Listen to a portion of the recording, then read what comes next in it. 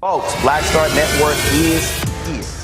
Hold no punches. I'm real revolutionary right now. Support this man, Black Media. He makes sure that our stories are told. Thank you for being the voice of Black America, Roland. Stay black. I love y'all. All momentum we have now, we have to keep this going. The video looks phenomenal. See, this difference between Black Star Network and Black-owned media and something like CNN. You can't be Black-owned media and be scared. It's time to be smart. Bring your eyeballs home. You dig?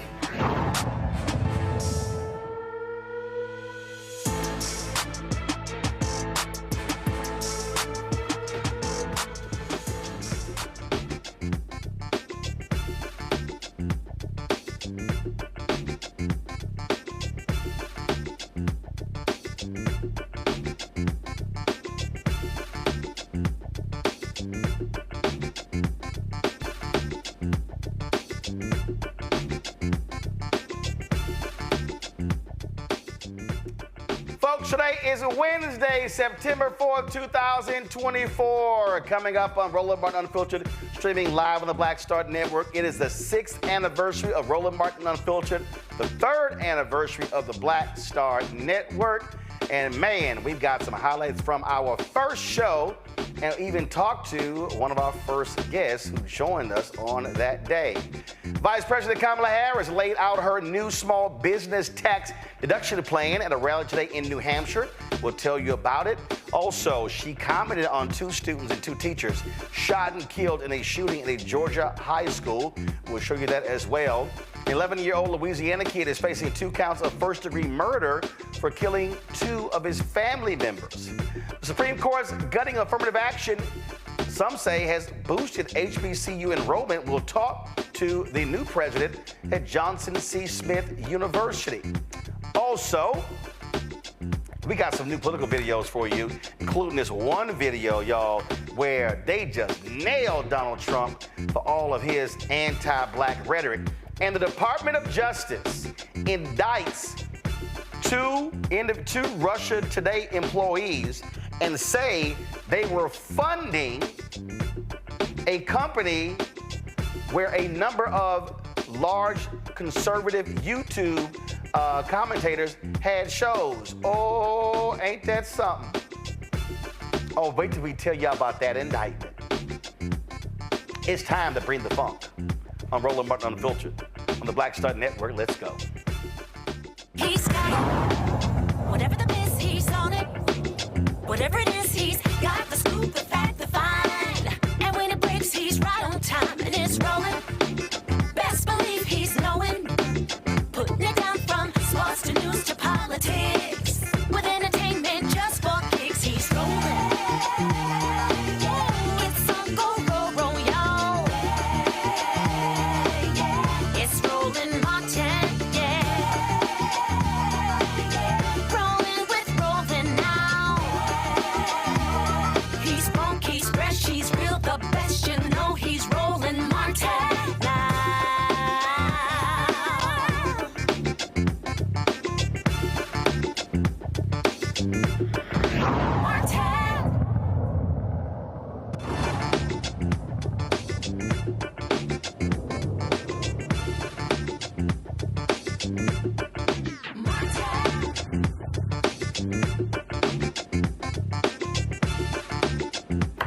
Folks, 6 years ago, we launched Roland Martin Unfiltered, literally across the street from where we are right now. A lot of folks were like, oh man, this ain't gonna work. Black news is not gonna work. We don't know who's really gonna watch. Well, guess what? That wasn't true.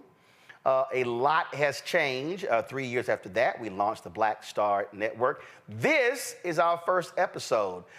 We had the first panel, Dr. Greg Carr, Liz Copeland.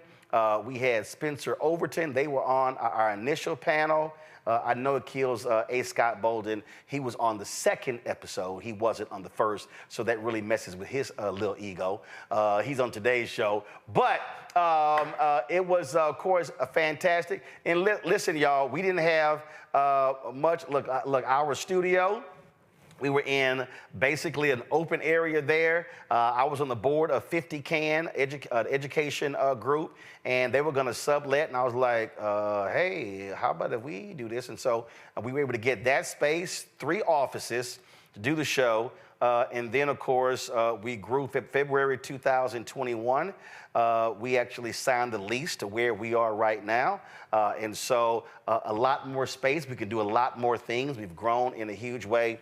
And again, a lot of people were like, yeah, this ain't gonna work. And in fact, a lot of people don't realize, you know, when TV One canceled my show, News One Now, I still had 8 months of my contract, and TV One offered me a new 3-year deal. And my agent, my frat brother, Mark Watts, he was like, look, this is easy, $330,000 a year. I said no, because I knew that if they didn't have any programming, I knew what I wanted to do. And so I was committed to doing this. And so we did. We have one sponsor, AFSCME, the American Federation of State, County, Municipal Employees. Lee Saunders, my alpha brother, is the president.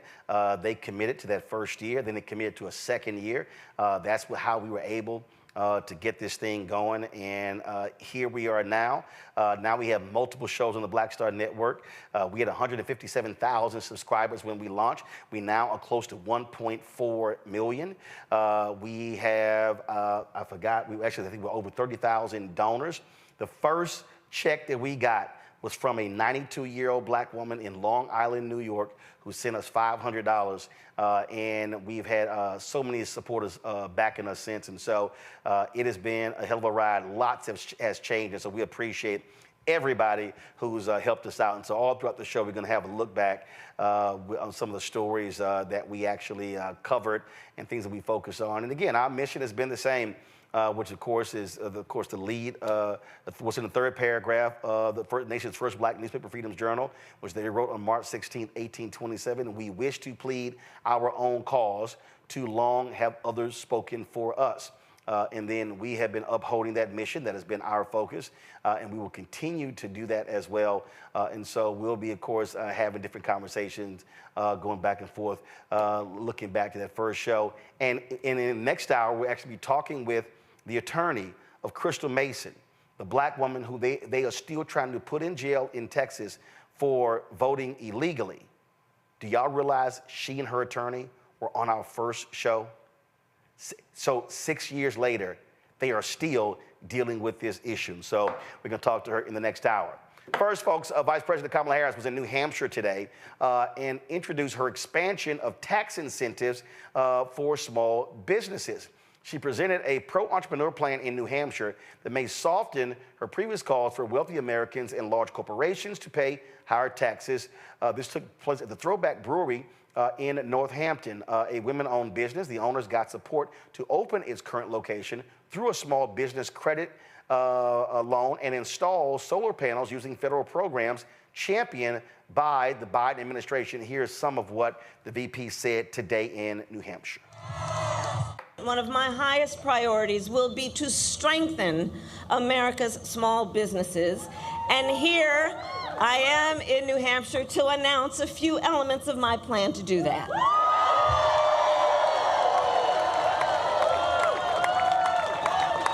So first, we're going to help more small businesses and innovators get off the ground, okay?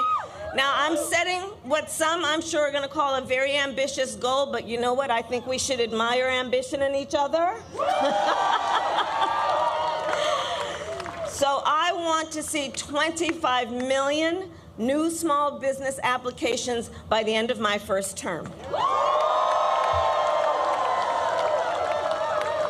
And to help achieve this, we will lower the cost of starting a new business. So here's the thing. On average, it costs about $40,000 to start a new business in America. That is a great financial barrier for a lot of folks, and it can hold entrepreneurs back. And the current tax deduction for a startup is just $5,000, okay? So then you gotta make up the delta there. Gotta figure out how you're gonna do that. Not everyone has access to that kind of wealth and capital. So, part of my plan is we will expand the tax deduction for startups to $50,000.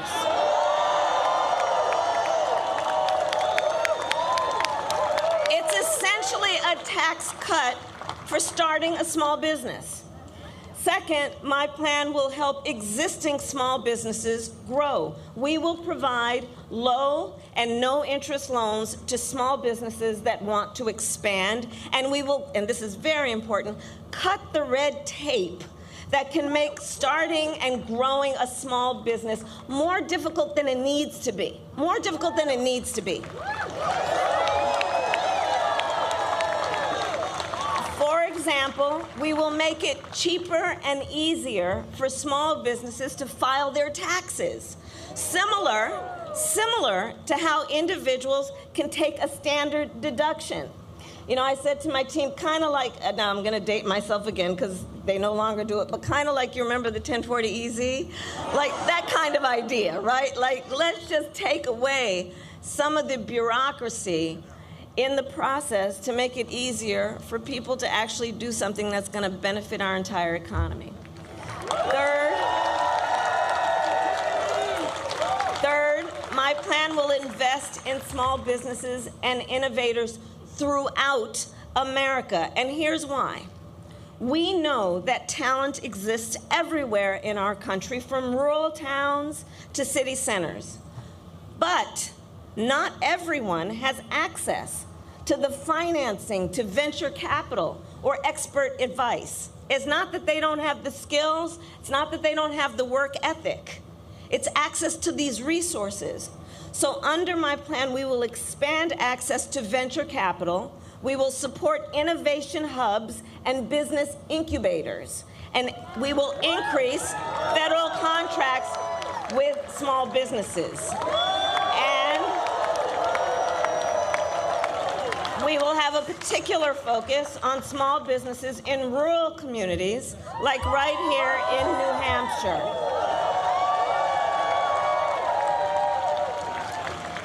Finally, my plan will make our tax code more fair while also prioritizing investment and innovation. So let us be clear. Billionaires and big corporations must pay their fair share in taxes.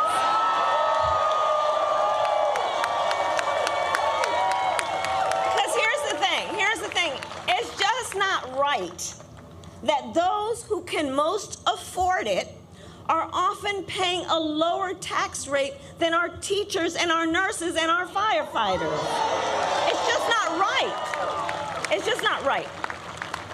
So that's why I support a billionaire minimum tax and corporations paying their fair share.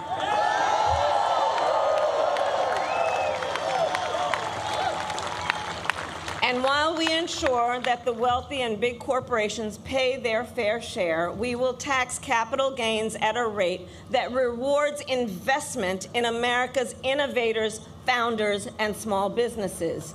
So here's the detail. If you earn $1 million a year or more, the tax rate on your long-term capital gains will be 28% under my plan, because we know when the government encourages investment, it leads to broad-based economic growth, and it creates jobs, which makes our economy stronger. All right, folks, let's talk about this with our panel. Rebecca Carruthers, Vice President, Fair Elections Center. Scott Bolden, of course, a lawyer here in D.C., and of course has worked with PACs with National Bar Association as well as the D.C. Chamber of Commerce. All right, glad to have both of y'all here. So here's the thing here, Scott, that I think is important. Look, you got your rich folks who are really upset with the proposals when it comes to capital gains, unrealized gains. You've got the Goldman Sachs report out today saying that the economic ideas of Vice President Kamala Harris will actually strengthen the economy, and those of Donald Trump will not. That's pretty damn good news for the Vice President.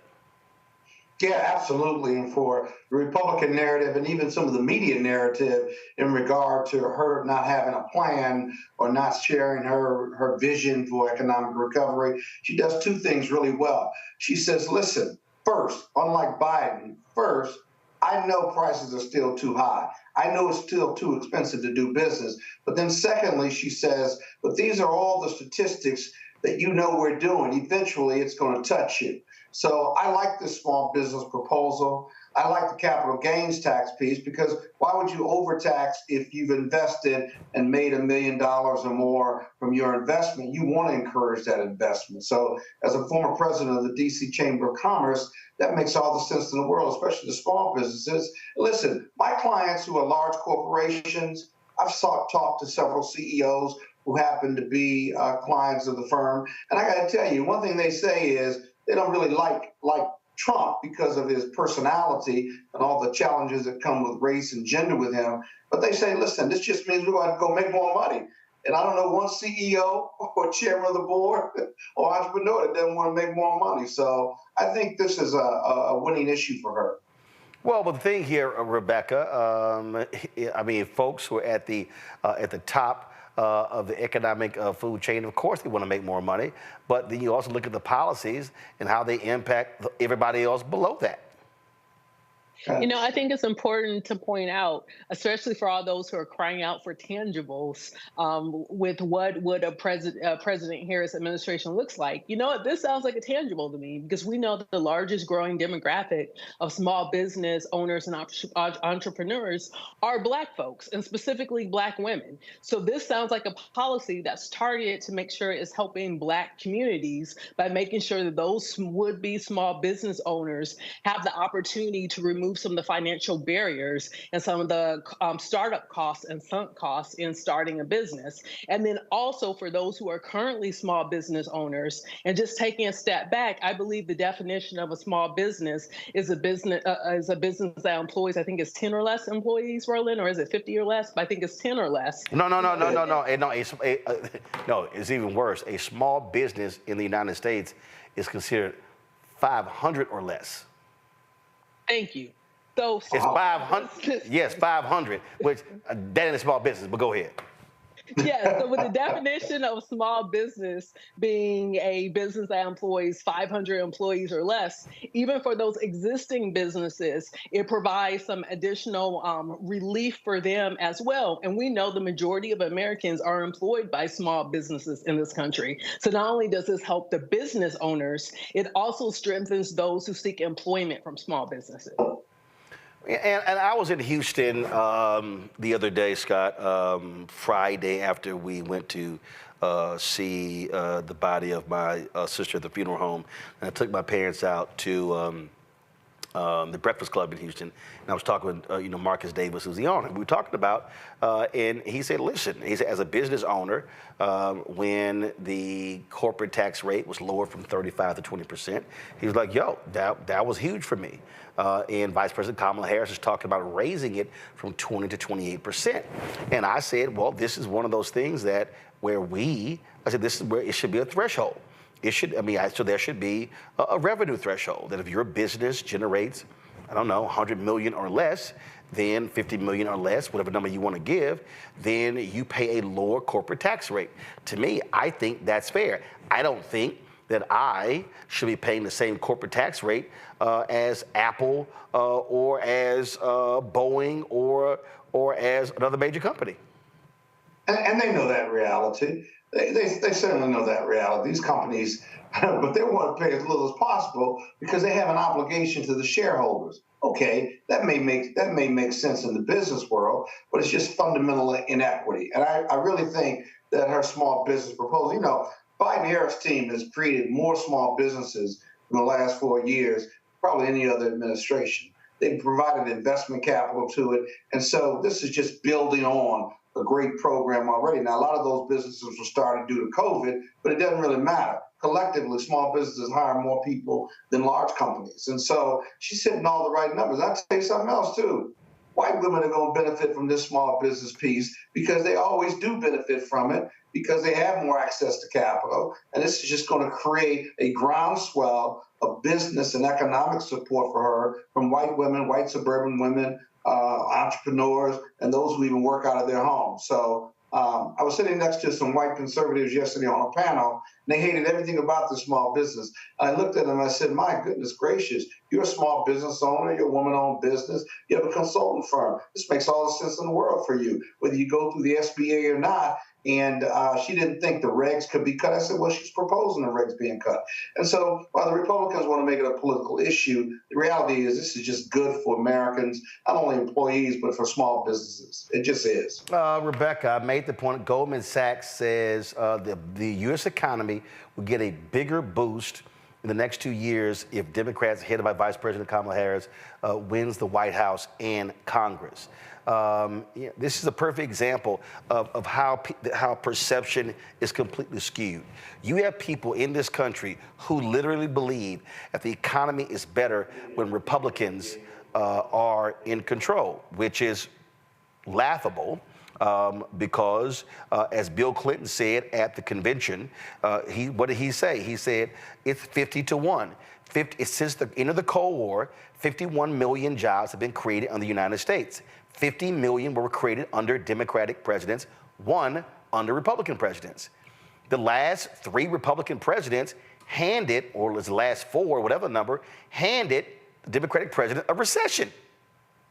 I mean, so if I'm Democrats, they need to be figuring out, hell, I need to hire a communications firm to teach me how to communicate the fact that we're better than the Republicans when it comes to the economy.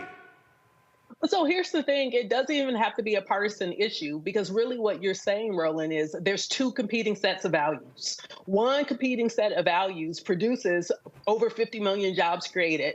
Another competing value only produces 1 million net jobs created.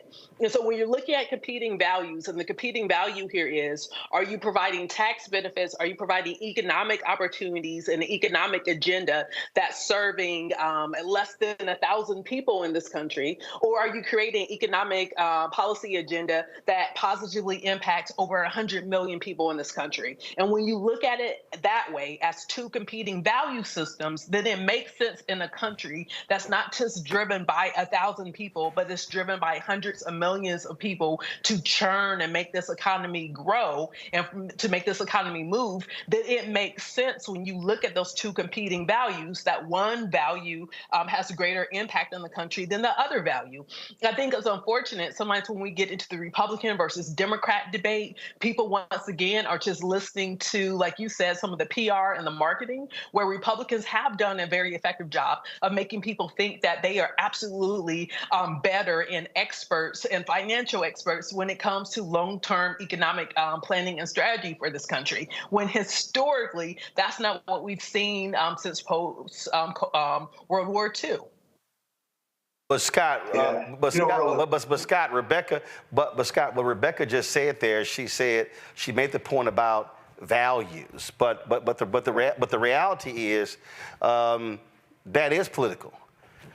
When you talk about the values, that is political, and so it's political, but not necessarily partisan. No. I get that, but what I'm saying is, you do have to make that particular point because you got to make the point because you got to say, bottom line is, and again, this is the hype. Republicans try to suggest that they're for the working class. And they literally have convinced people. You look at the polling data, they're for the working class. But they vote against the working class. They vote against unions. They vote against health care. They vote against food for people. They actually vote against it. And so the reality is they support big business. Their whole idea to any problem is tax cuts. I mean, we literally saw Donald Trump push forward, Scott, massive tax cuts. And he was like, the companies, the CEOs tell me they're going to use the savings for the employees. And the CEOs were like, no, we're not. No, we're not. The CEO literally said, we're going to do stock buybacks. That's what they said. And so what you're dealing with is you're dealing with one party that has successfully marketed themselves as being great for the economy. And when they say great for the economy, that means making rich people richer, as opposed to helping regular, ordinary people, which is Democrats, And that actually helps them. I got some dude sitting here emailing me talking about, oh, how great Trump was for the economy, and in the hood, we had money in our pockets, and man, people were hustling, and he in LA, things were great. And I was like, no. If I recall, we was in a recession from 2009 to 2011, and that was the Obama-Biden economy, which they handed Donald Trump.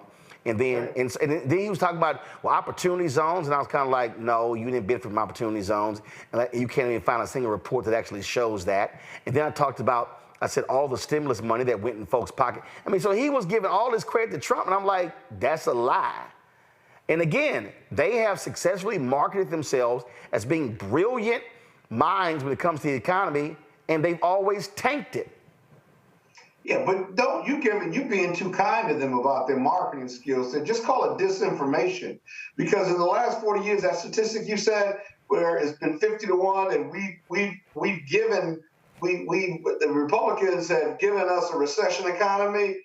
Well, guess what? In the last 40 years, the Democrats have done something else. We gave them a stronger economy than they gave us. It makes absolutely no sense. Oh, and by the way, add this to that statistic. Then the Republicans, with their disinformation, they criticize the Democrats for not fixing their shit. That's all you can say. and then they run on it. I mean, they're incredible disinformation squads. They just really are. I tell you another piece of disinformation, right? Because you should repeat that statistic, Roland, throughout the show. But you know, another piece is they're against entitlements. Who are the top 10 entitlement? Top 10 states that I read, they get the most entitlements from the federal government. You can name them with me. Go right ahead. Arkansas, Alabama, Mississippi, Louisiana, that's Florida, West Virginia. Oklahoma. You can stay West Virginia. You can stay south. South Carolina. South Carolina, North Carolina. We're almost at 10. And statistically, it makes no sense. So not only is there disinformation to America and to the media, but their disinformation is to their own voters, right? They don't vote their interest, and yet these cats who vote Republican, men and women, are just diehard Republicans. And I think it's rooted in race and gender when it's all said and done, the whole white fear thing and what have you, because they're the majority white party and the Democrats are a rainbow coalition.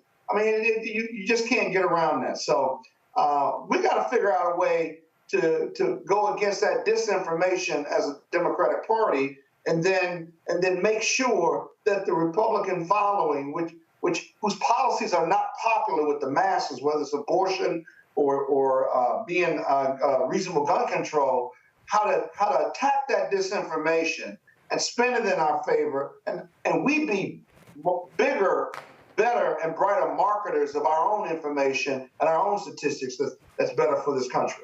Well, Rebecca, this is why I think what's going to happen next week, September 10th, in a debate. You trust me, you're going to have Donald Trump sit there and say, oh, I left you guys a blazing economy. And that's when VP Harris goes, really?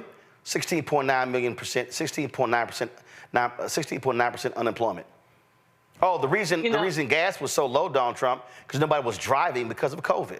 Then he's going to say, drill, baby, drill. That's what she can say, really? That's interesting, because under Biden-Harris, we've never produced this amount of domestic oil, and we're now the leading in the world. See, to me, again, when he comes with the lie, they come back with, boom. And that's what she goes, to me, that's what she goes, hey, Donald, tell me how your infrastructure plan went.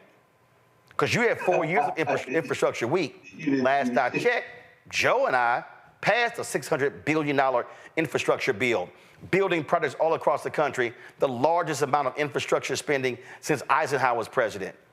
Did you do that? No, you didn't. We did. So to me, that's how you have to expose his lies. And I think what she also has to say, and let me also remind you, the states where you went to and promised manufacturing jobs, you didn't bring it back.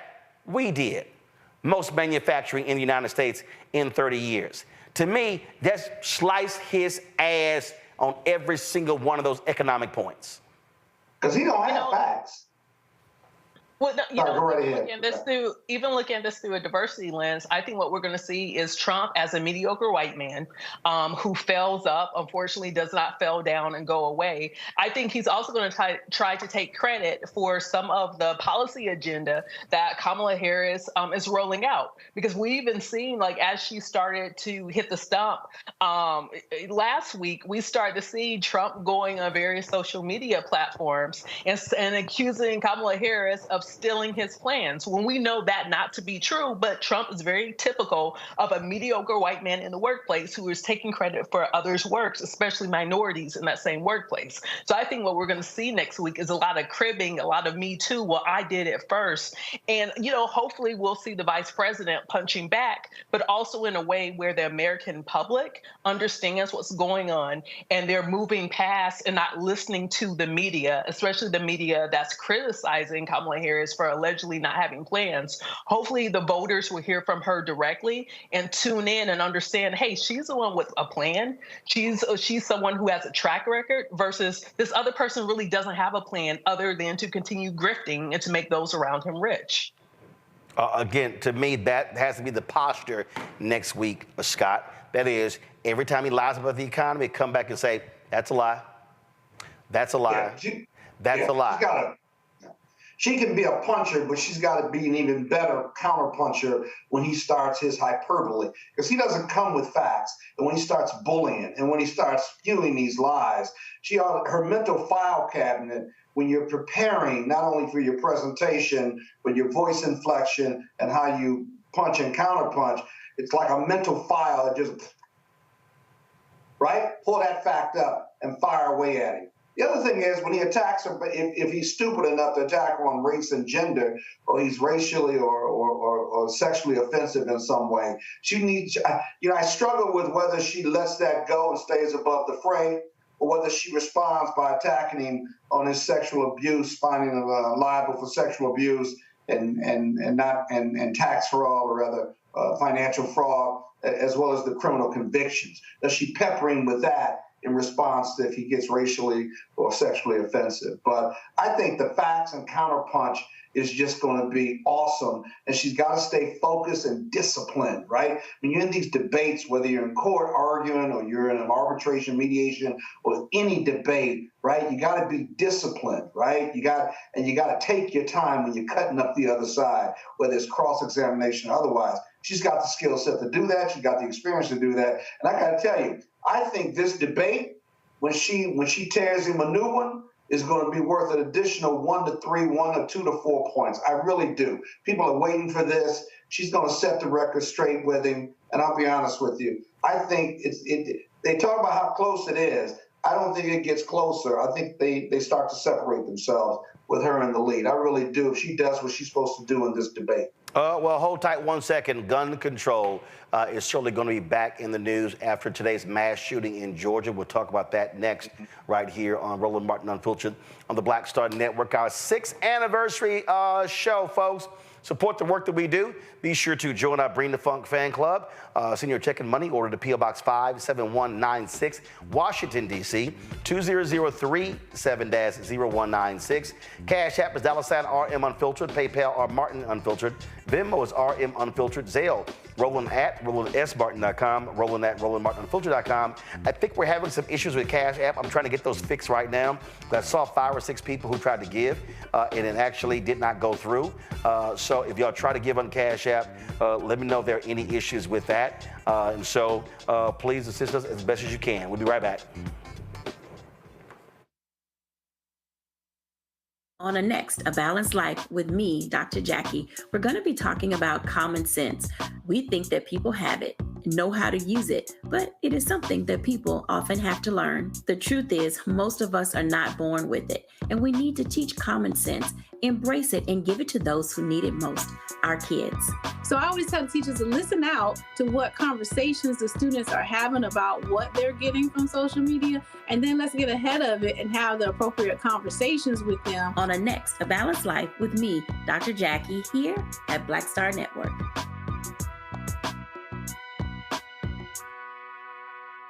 Me, Sherry Shepard with Sammy Roman. I'm Dr. Robin B., pharmacist and fitness coach, and you're watching Roland Martin Unfiltered.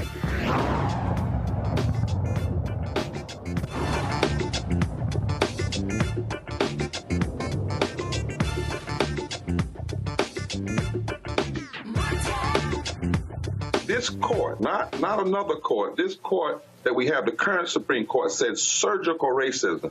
Now, when people who tend to be racist in their decision have to call out the racist, that's pretty racist. And they said That's true. No question. No question. They said it was surgical racism. And what we have to, it wasn't just photo ID. They went after early voting. They went after same-day registration. We were able to prove that 50% of women didn't have, not just black women, didn't have the kind of photo ID they wanted. That it was impacting older people. One lady was over 95 years old, and it would have stopped her from voting, and she's been voting for 60, 70 years. But all of this is because, Roland, at the end of the day, the greatest opportunity is in the South. Southern states are really not red states or blue states. They are non-voting states. If you build black people and progressive whites and brown people in the southern states, you can turn about 5 southern states right now: North Carolina, Virginia, South Carolina, Georgia, Mississippi, Florida, and even Texas. If that happened, the whole political concepts have been torn apart. The solid South is down. The wall has been broken.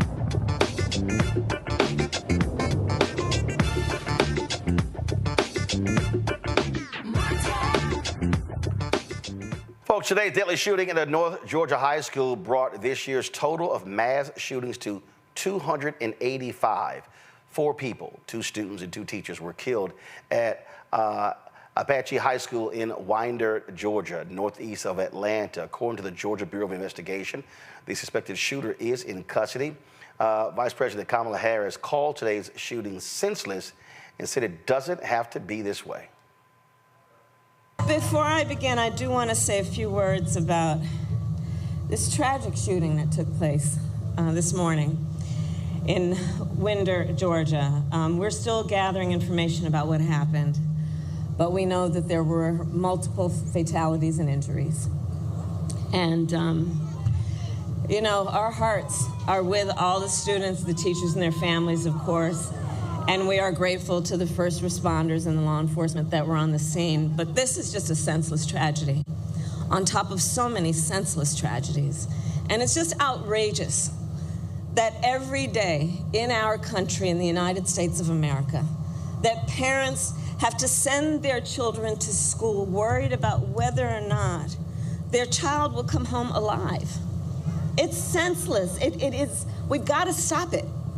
And we have to end this epidemic of gun violence in our country once and for all. You know, it doesn't have to be this way.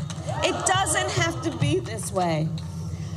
So we will continue, of course, to send our prayers and our thoughts to the families and all those who were affected, including, you know, I'm going off script right now, but listen, I mean, you know, at the last year, I started a college tour. And I traveled our country meeting with our young leaders, right? And so it was college-age young leaders. So I did trade schools, colleges, universities, community colleges. By the way, I love Gen Z. I just love Gen Z. Right?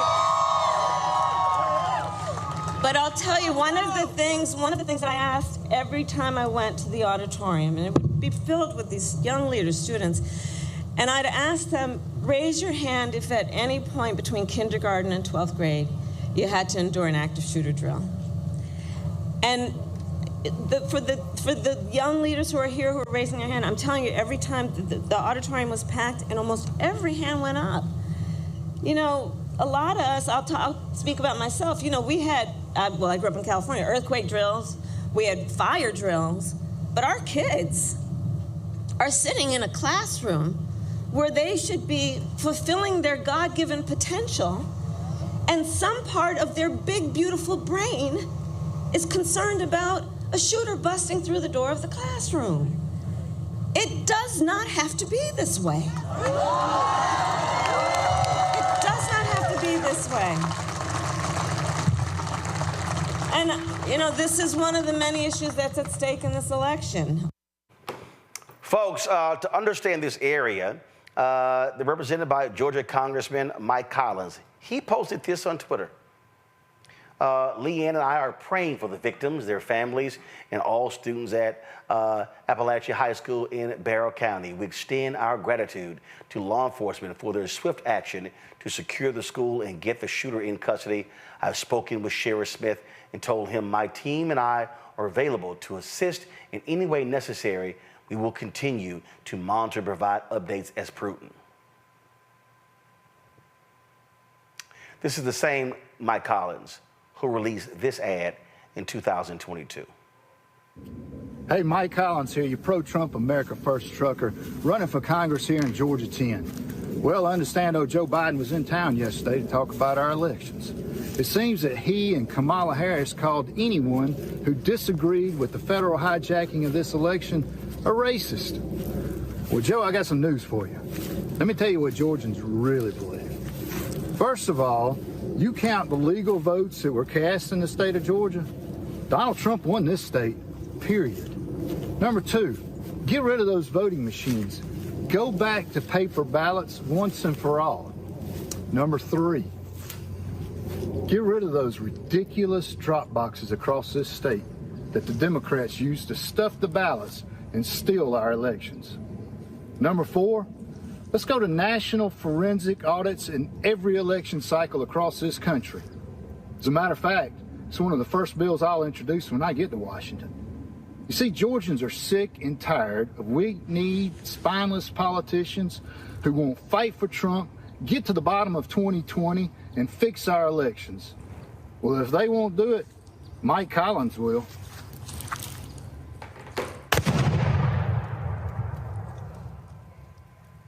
Send me to Washington. I'll fix this election. I'll get to the bottom of 2020, and I will fight for Trump's America First agenda.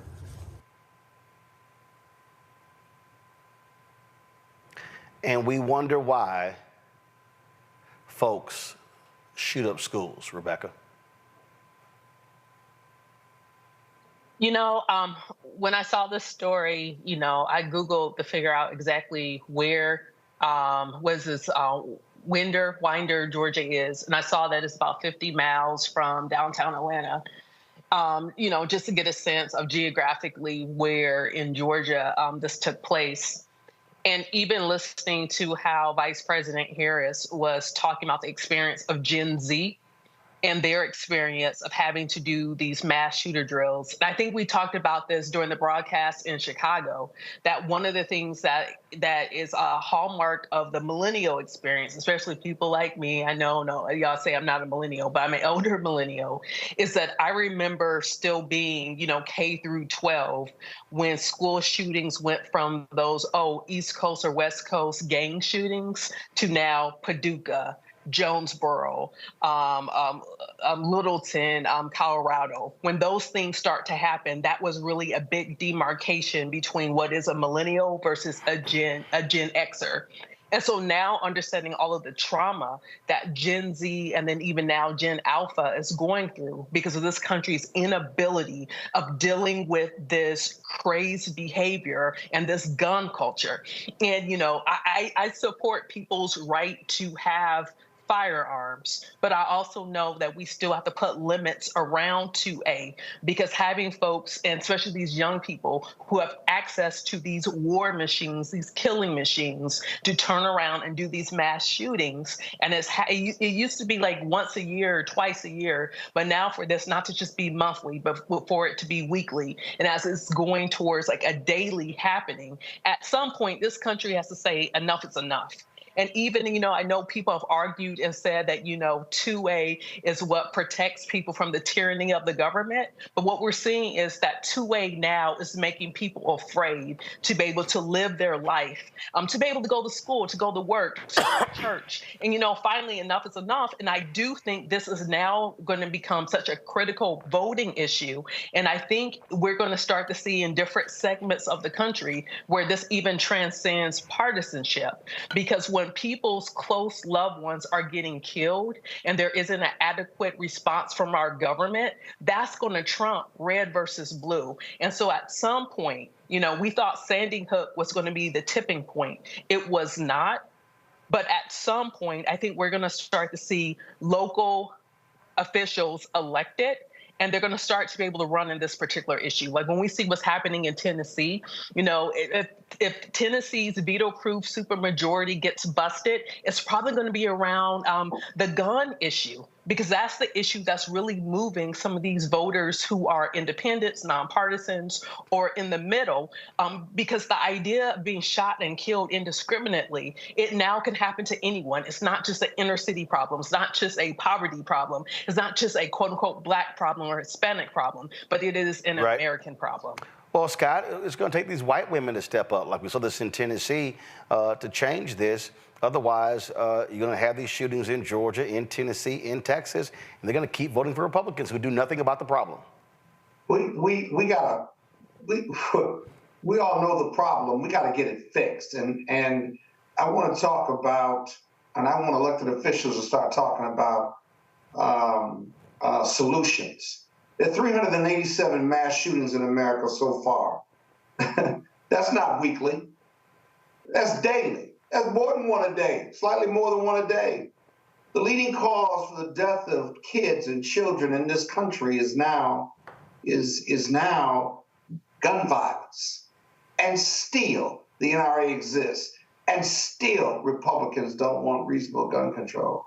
We forfeited the lives of those children because of our love of the NRA and our love for the Second Amendment, that it is worth killing our most innocent population to keep hold of our guns and to keep hold of the NRA. We ought to be ashamed of ourselves. I'm tired of being tired of these shootings and stuff. We hardly report on them. We haven't even reported on 387 shootings. So, there's blood on all of our hands. We need to do something about it. If with this crisis, wouldn't you want to do something, anything that would stem the tide of gun violence? Even if it was directly or indirectly, you do it, right? I own 10 guns. Robert's not on, probably owns 20 or 30, who knows, right? And yet we're both responsible gun owners. And yet and still, white America, primarily, white America says it's okay, essentially. I'm sorry. Just looking at evidence and empirical data, it's okay to kill our young people. Yep. To take our guns, and because we love guns and Second Amendment and NRA. Got to stop, man. And it's not going to stop. You're going to report on this next week, and next week, and you're going to report on police brutality too. Because we have a culture of violence, and we don't care. Indeed. Well, we care, but the question is, will these white conservative folks actually care? All right, we're going to go to a quick break, and we're going to come back. The Supreme Court, of course, they knocked out affirmative action in college admissions. A couple of things. Wait till I tell y'all what happened to Asian enrollment at Yale. Remember there were Asians who led that lawsuit? They effed around and found out. And we'll talk about the impact of that decision on enrollment at HBCUs with the president of Johnson C. Smith University. You're watching Roland Martin Unfiltered, the Black Star Network. And for the folks who are giving on Cash App, there's an issue. For some reason, it keeps not going through. We're trying to sort that out. So if you want to support the show, please support the other means. That is, you can put it up, please, PayPal, Venmo, and Zelle. So we're trying to figure out, we're in contact with Cash App right now to figure out what is going on with Cash App on this, and why they're not processing our donations. A number of you have tried to give, looks like upwards of $3,000, and for some reason it's not going through. So you can support us on PayPal by going to paypal.me/Roland R. Martin Unfiltered. PayPal.me/R. Martin Unfiltered. Venmo is Venmo.com/RM Unfiltered. Zelle, Roland at RolandSMartin.com. Roland at RolandMartinUnfiltered.com. We'll be right back. on the next Get Wealthy with me, Deborah Owens, America's Wealth Coach, I'm sure you've seen all those commercials about reverse mortgage and how easy it is to get more money in your pocket. Well, this woman that you're going to hear from knew it was too good to be true, and because of it, she now has 7 figures in net worth. You know, wait a minute. This house is really valuable, and further, you can get money out of it to help you, and more importantly, you can keep your home. That's right here on Get Wealthy, only on Black Star Network. I am Tommy Davidson. I play Oscar on Proud Family, Louder and Prouder. Right now, I'm rolling with Roland Martin, unfiltered, uncut, unplugged, and undamn believable. You hear me?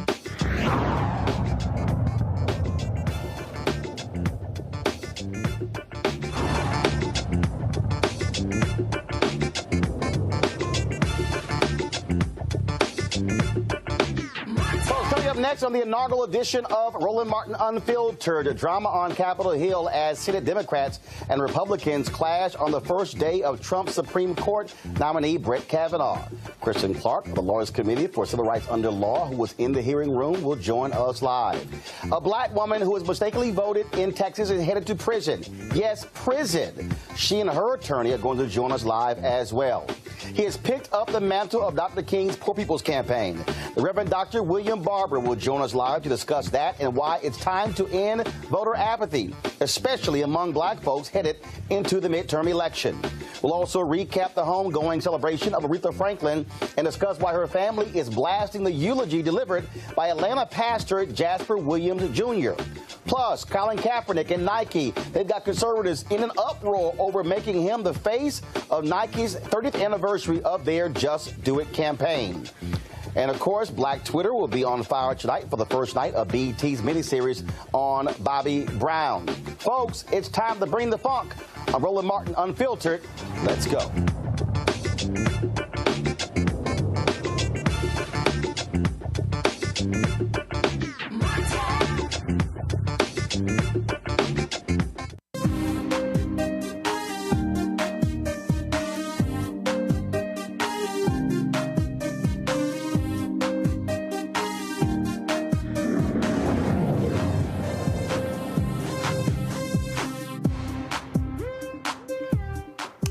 Folks, since the attack on diversity, equity, and inclusion at college and universities across the country led to the Supreme Court ruling race could not be used in college admissions, you have seen enrollments surging in HBCUs. But they were actually surging in HBCUs even before that Supreme Court decision. What's going on? President of Johnson C. Smith University, Dr. Valerie Kinlock, joins us right now.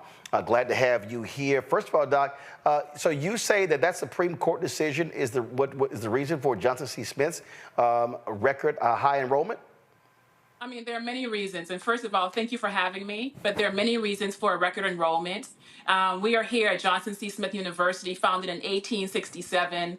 And in part, it is because of the Supreme Court decision that says we're not going to continue to support affirmative action. And we have lots of people who actually should be in universities, particularly Black people in this country, who now feel as if they cannot attend because they might not get accepted.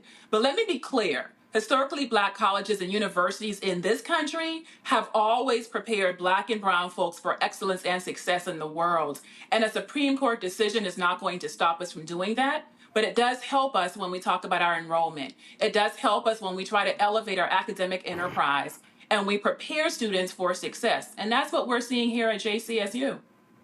What is your enrollment this year? So currently we are at 1,300 plus students who are registered and cleared and who are here taking classes, whether they are first-time students, transfer students, returning students, adult students. And so last year we were sitting at 1,100.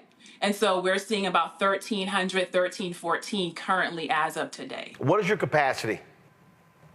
Hey, my capacity is what we need it to be. I want to get 1,600 well, students. well, first of all, when I say capacity, the reason I say that is because what we've seen, Tennessee State, Florida A&M, Morehouse, Spelman, Texas Southern University, that because of the increase in applications and enrollment, you got to have facilities. And so a lot of these folks have had to rent hotel rooms and things along those lines. And so when I say capacity, like for instance, Fisk University, they had a capacity number. Their numbers dropped big time, but they're like, well, hey, this is what our capacity is and how we can go beyond it. So from a facility standpoint, from a dorm standpoint, what is your capacity for students on campus? And then what is your goal to be able to get to that and actually expand it beyond that? That is a great question. So currently we are at capacity at 1314. We are at capacity. The goal, however, is to revitalize our residence halls. We have a large residence hall that unfortunately is offline that has the capacity to hold at least 235 more students. And so my goal is to work at ensuring that we open that residence hall, we renovate it, and we provide space for our students to be here. Now, where do I want to go? I want us to get to 1,600 or more. Historically, we've hovered around 1,400, 1,410, but I believe that if we have our residence halls where they should be, we would be able to have more students coming in to our university. And so, and again, I asked that because I've talked to so many other presidents, and good problems lead to bad problems. Oh, yeah. And also we talk about growth. I remember having this conversation with Dr. Van Newkirk when he was at Fisk. He's now in Wilberforce.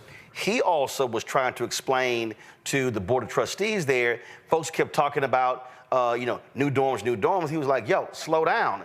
We can also expand university enrollment by folks who want to go online, who want to be a part of Fisk University, but who may not be able to afford to come to Nashville.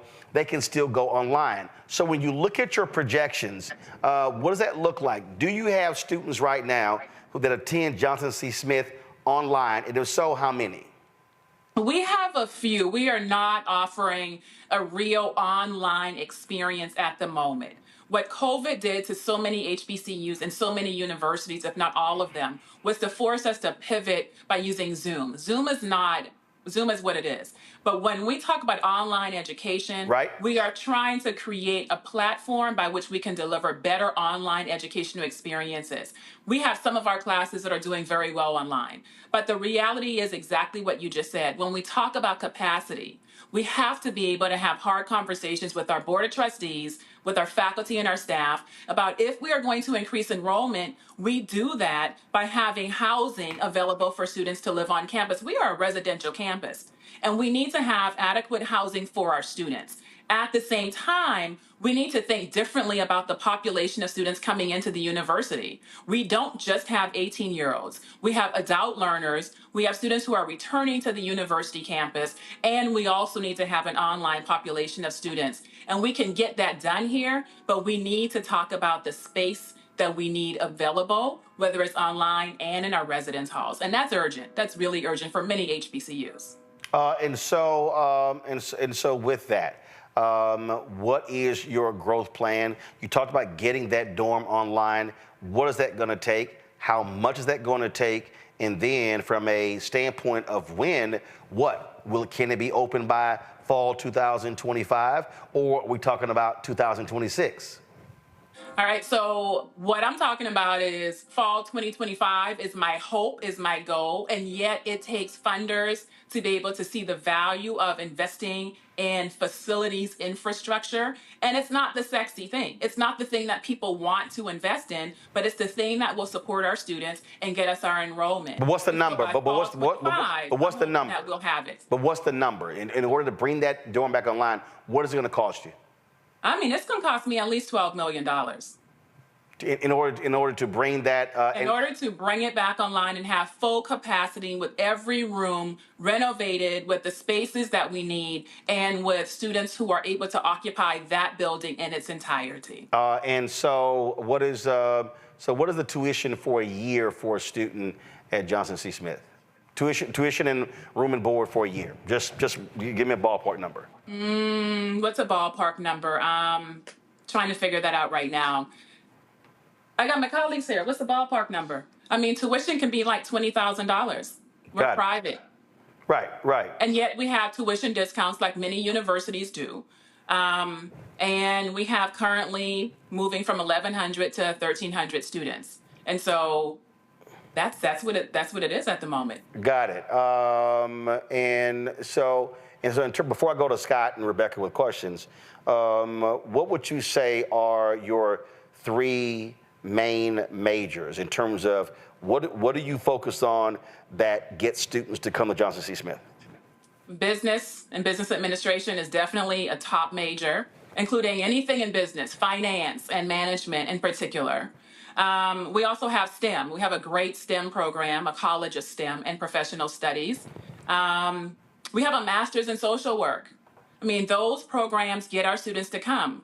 We're in Charlotte, and Charlotte is one of the top destinations for people who want to think about corporate America or businesses, marketing, finance, the healthcare industry. And I believe that those are the areas that will continue to drive this economy, but also those are the degrees that students, for the most part, are coming to actually study at Johnson C. Smith University. Now, I would not be fair if I only talk about those majors. I also have to talk about the liberal arts. We have students who come here and who want to be political scientists. They want to be the next governor or senator or U.S. president. So they're studying political science. We have students who are also coming here who want to do music education.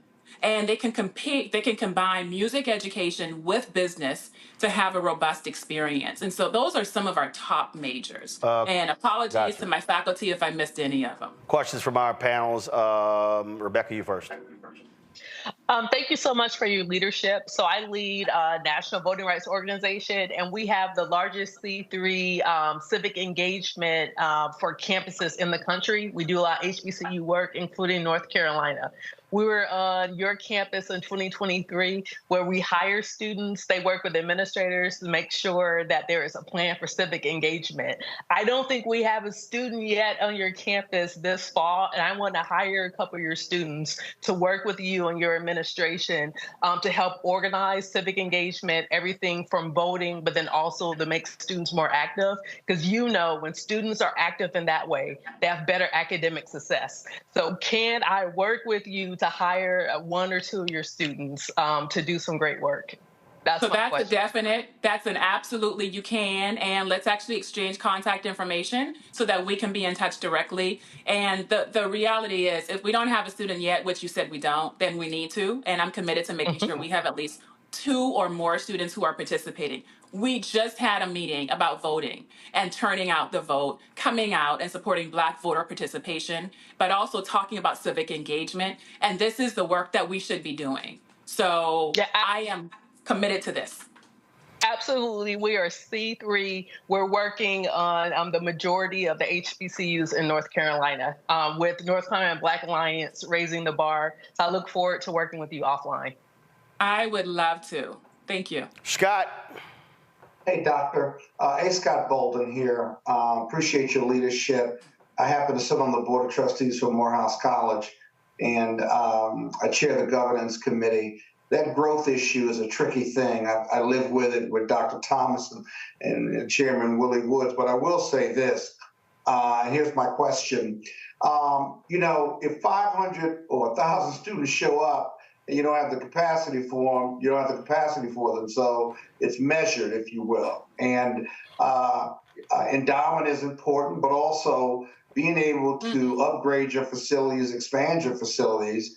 Are you looking at any creative financing mechanisms like tax increment financing, nonprofit bonds, partnering with housing authorities in your local jurisdiction, or even partnering with developers who will build it and then you finance it over several years by creating a student fee, say for a student center?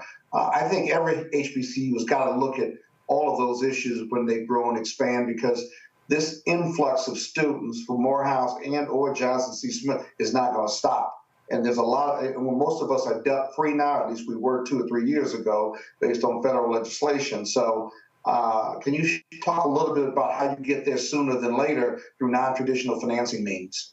Absolutely. And that's the answer, through non-traditional financing means. By looking at our property and understanding that some of them should be leased. How do we drive business and revenue into the university? But also, I want to be clear, into the historic West End district, which is where we live and where we work. And so how do we do that? By engaging developers. I have been meeting with so many developers who are committed to Johnson C. Smith, but who are also committed to growth, who are also committed to repairing relationships between the university and the surrounding community. And so I think that leveraging those partnerships will be so important, but also understanding we need to think about revenue generation in multiple ways. It's not just about students and tuition. It's about students, tuition, but also how do we get more revenue from diversifying our portfolio? How do we think differently about growing our endowment? How do we think differently about the types of vendors who are on campus, and how do we support them as they are also supporting us? And then I think the last part I will add into this is, I've been dreaming about a convocation center. And in dreaming about a convocation center, it would be a space where we own our lands. We would create this convocation center that would be a multi-purpose space. And it would be for the community, for businesses, for industries, for the athletics teams in Charlotte and beyond. And it would also be a hub for our students' excellence. That would also increase revenue. But the days of thinking about revenue only by thinking about enrollment, those days are, if not over, very limited. Yeah. Good luck. Thank you. I appreciate that. All right, then. Well, Doc, we certainly appreciate it. Thank you so very much for joining us on the show, and good luck. All right. Well, thank you, Roland Martin. I appreciate you. All right, Dr. Kinlock, thanks a lot. I appreciate it. Thanks a bunch. All right. Bye-bye. Folks, we're just talking about, of course, the idea with, of course, HBCU enrollment and affirmative action. But I saw this today, and I had to get a kick out of this. The lawsuit that was filed that went to the Supreme Court that got rid of affirmative action was filed by a group of Asian students and their parents. Well, check this out. In the first Yale class since the end of affirmative action, Black and Latino enrollment share remained stable, yet Asian American decreased. And so this is right here. You see right here with the year at the bottom, where you see an increase with white enrollment. You see a drop for Asian American enrollment. Hispanics increased. Blacks went slightly up. International slightly down. Native American stayed the same.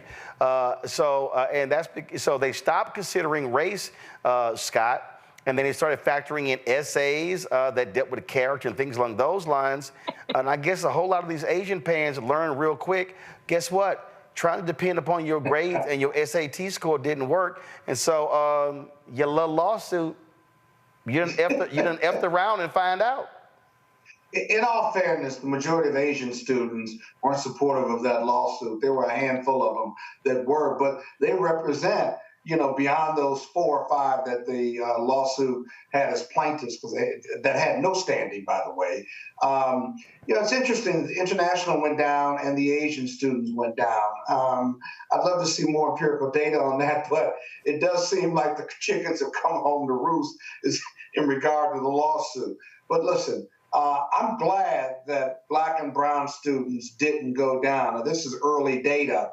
But talking about their economic backgrounds, their communities that manifest themselves, whether it's poor or poverty, without talking about the color of your skin, not only have students and parents have to redefine how they approach this issue of getting into a top school, a white majority school, but also the administrators and diversity officers, how they process applications, how they stay on the right side of the law.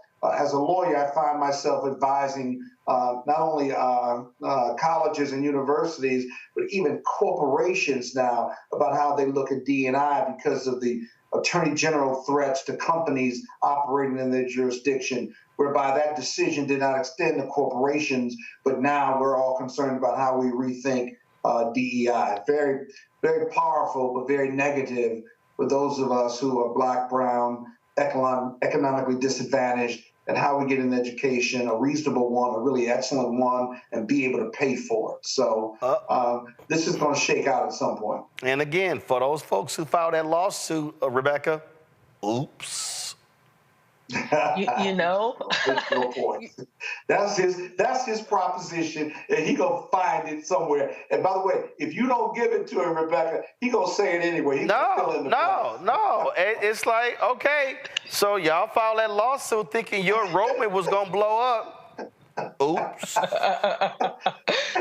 what Scott's telling me, I have to agree with everything he just said, because he cornered me in Chicago, Roland, and said I agree with you too much over him. So Scott really is just saying he wants me to agree with him. Bravo! You know, only a weak ass man would go to somebody and say, you know, you agree with Roland too much. You don't agree with me enough. Now, mind you, Roland, this was after he big-timed me. It said he didn't recognize me at first because I had braids in my hair in Chicago. You should have cussed his ass out. She was in a good mood. You should have cussed his ass out. You should have said, you little punk ass little capper. That's what you should have said. Go ahead, Rebecca. So ignorant. Unfortunately, I got some exes who are Kappas, so that's probably the reason why I should have cussed them out. So, you know, here's the thing. There are some people who think that they can be white adjacent, or that they can cozy up to white supremacy in this country and somehow they'll experience that white privilege. And what's unfortunate that there are some people in this country who bought into the model minority theory. And we know that theory is bunk. And so what people need to really understand as we get closer to white people being the minority in this country, and even when we think about the world and how the global South is getting ready to overtake the global North, it's going to be less than 10% of people around the world who are actually white. And so what's going to happen in this country, people got to learn really quick, is that you can't white identify or white align, and that's going to be a benefit for you moving forward in the future. And that's specifically, I'm talking about racial minorities here. And people are going to have to white people are quickly going to have to learn how to actually compete where they don't in a world where they don't get unfair advantages, AKA white privilege. And for those minorities who are thinking that they're going to ride on the coattails of white privilege, you're getting a wake-up call, because the world is changing. Power structures, that's really what DEI is about, is challenging power structures. Those things are rapidly changing in this country. Oh, absolutely. And it's like, again, I mean, you can sit here, play games all you want to, but we're going to see how that works out. All right, y'all. We're going to go to a break. We come back. We're going to talk with a lawyer of a woman who was on our first show 6 years ago. This sister is still catching hell in Texas over an attempt to vote. It's absolutely crazy. You have the Texas Attorney General, Ken Paxton. He's literally trying to target states who want to remind people or send out voter registration forms. We see what the hell is going on there. Lots we want to talk about, y'all, including this indictment exposing these big-time conservatives working for a company that was funded by Russia. That and more right here. Roland Martin Unfiltered on the Black Star Network.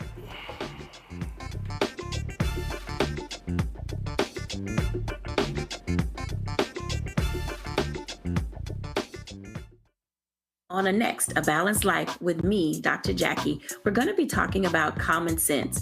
We think that people have it, know how to use it, but it is something that people often have to learn. The truth is, most of us are not born with it, and we need to teach common sense, embrace it, and give it to those who need it most, our kids.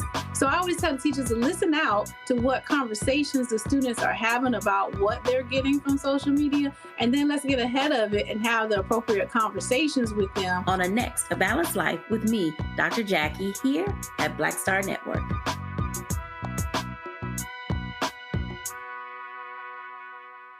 Farquhar, executive producer of Proud Family. Bruce Smith, creator and executive producer of The Proud Family, Louder and Prouder. And you're watching Roland Martin Unfiltered.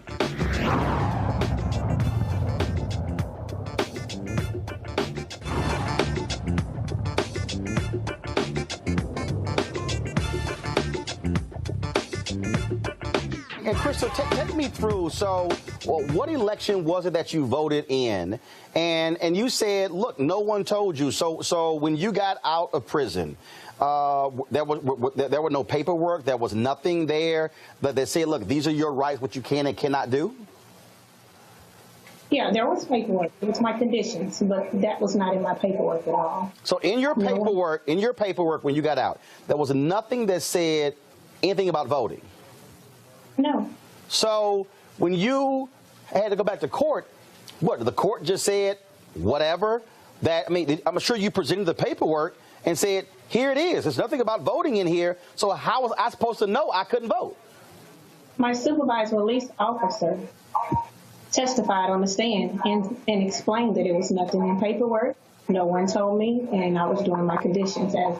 Wait a minute. So the person who was supervising you testified that there was nothing in the paperwork that said you were not supposed to be able, that you could not vote, and the court still said, what the hell? We don't care. You're going to jail? Correct.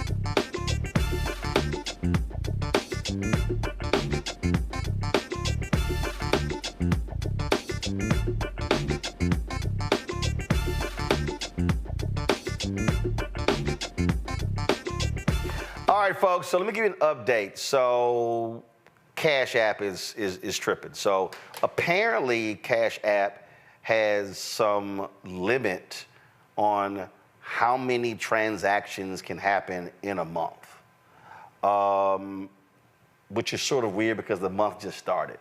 So we don't know what the hell's going on. So I just checked, and about 20 or 25, actually about 30 or 40 of y'all have tried to give on Cash App today, and it's getting rejected. And so I was on the phone with them trying to figure out what's going on. So it's not a dollar amount, it's literally the number of transactions. So we don't know what's going on.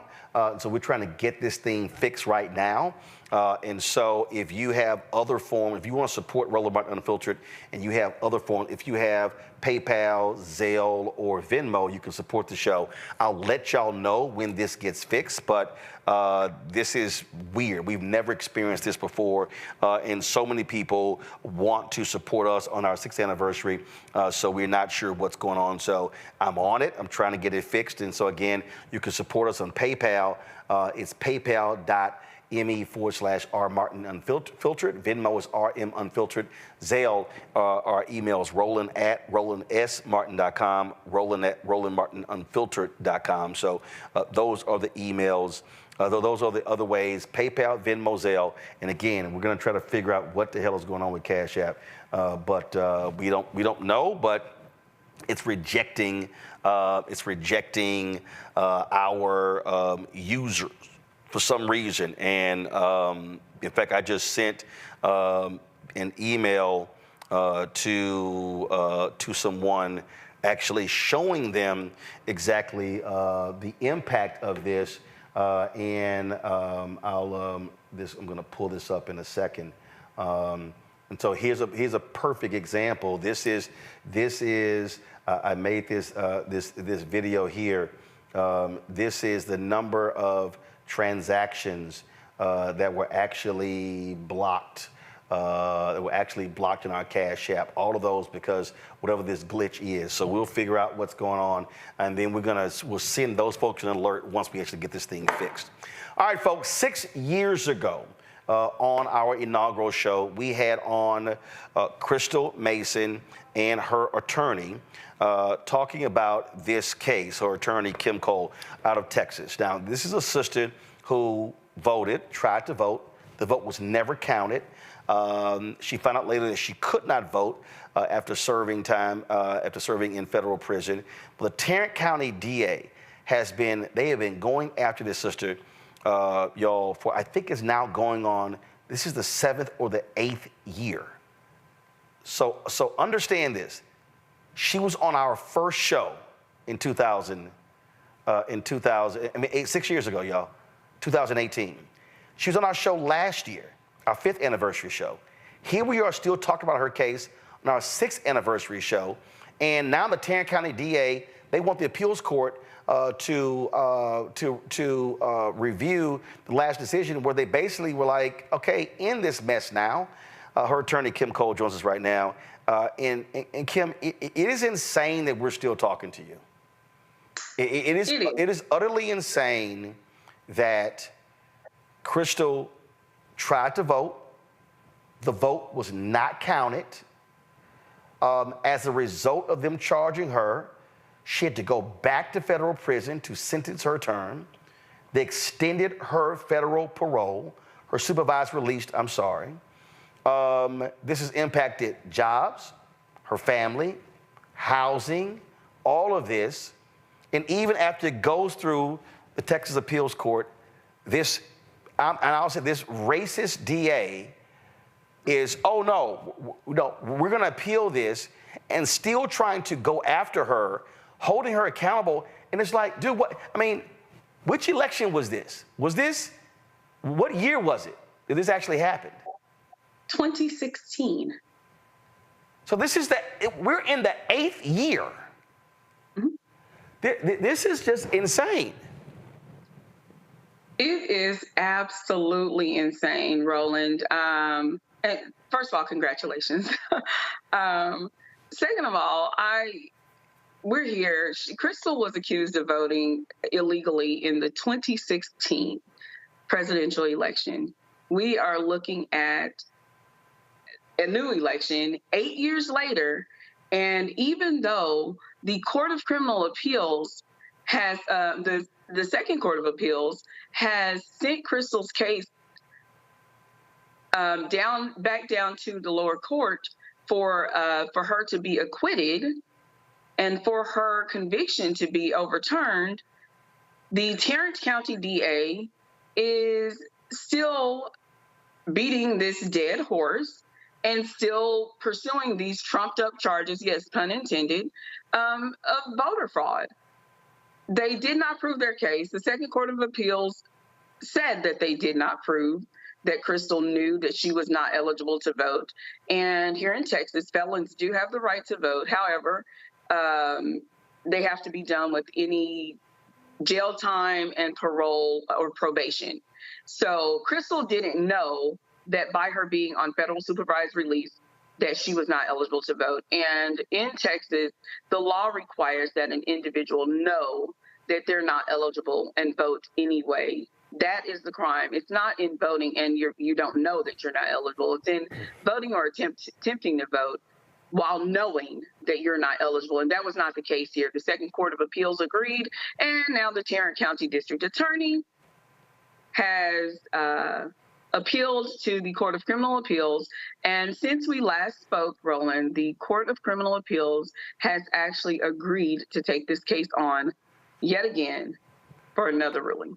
I mean, so it's like so the Court of the Court of Criminal Appeals already ruled, and now they're appealing, and then now they're going to take this on again.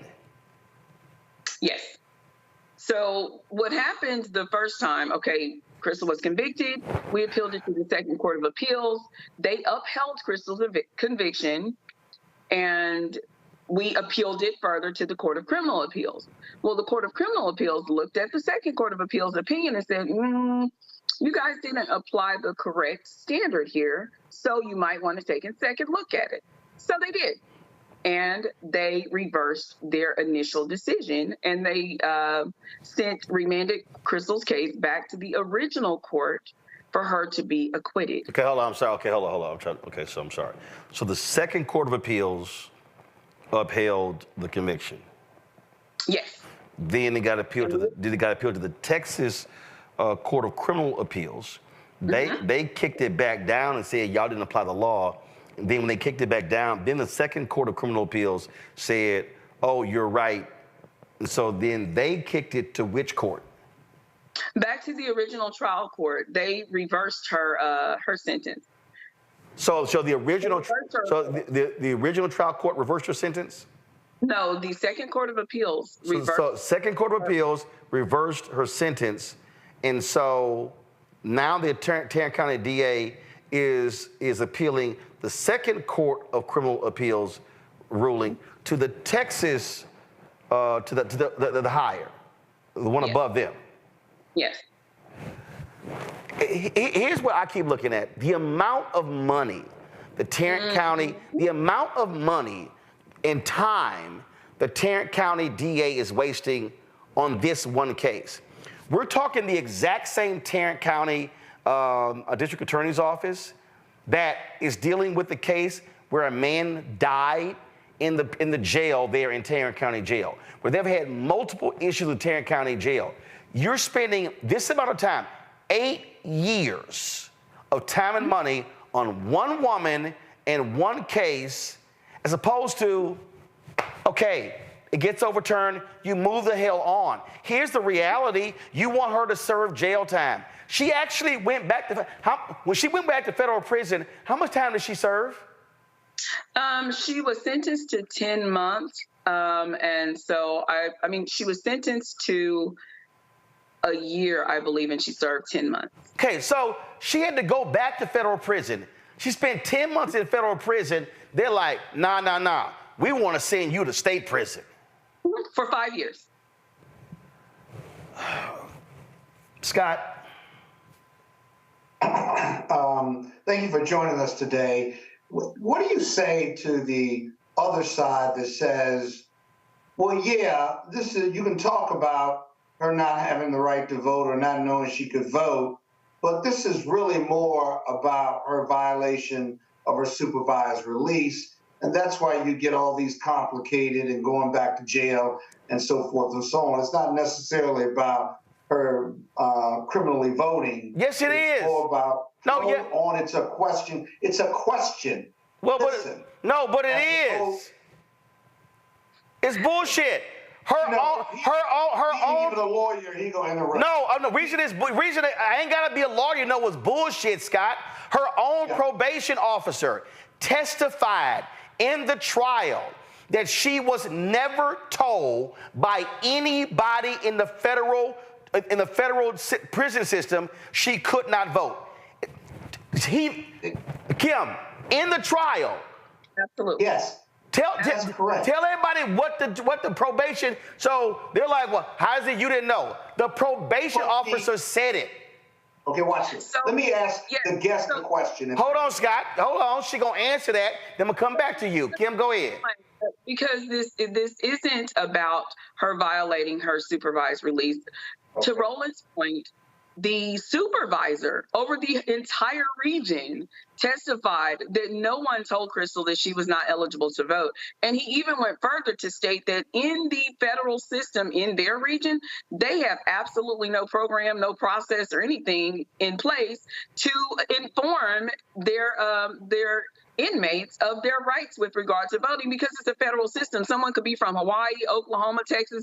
They're all there together at the same place. So that's number one. And that is Roland's point, that, you know, their own witness, this was the state's witness, mind you, their own witness contradicted their argument that Crystal knew she couldn't vote. But to your point, this is not about her violating supervised release, because if it was, she served time for that. She actually was found in violation, and she served that time.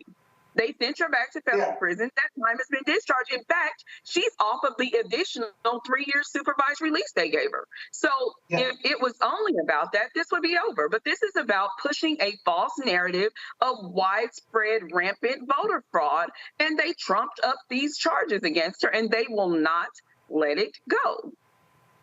I got it, guys, and thank you for your answer. And if I could get to my question, because I was going in another direction. That is it fair to say, or is it true that no court of appeals has overturned her conviction? They've overturned the sentencing. Am I right about that? No, the conviction was overturned, not the sentencing.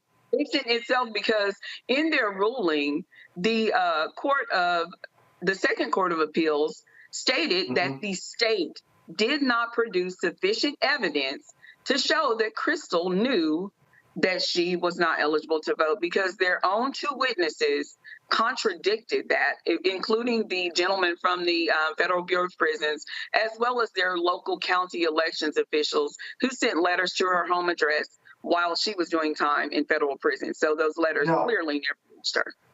And I bet you there are not a lot of similar cases to this, because that law on its face would seem to be unenforceable, because how would you ever prove that an individual in her circumstance did not know she couldn't, knew that she couldn't vote, right? How do you show that intent?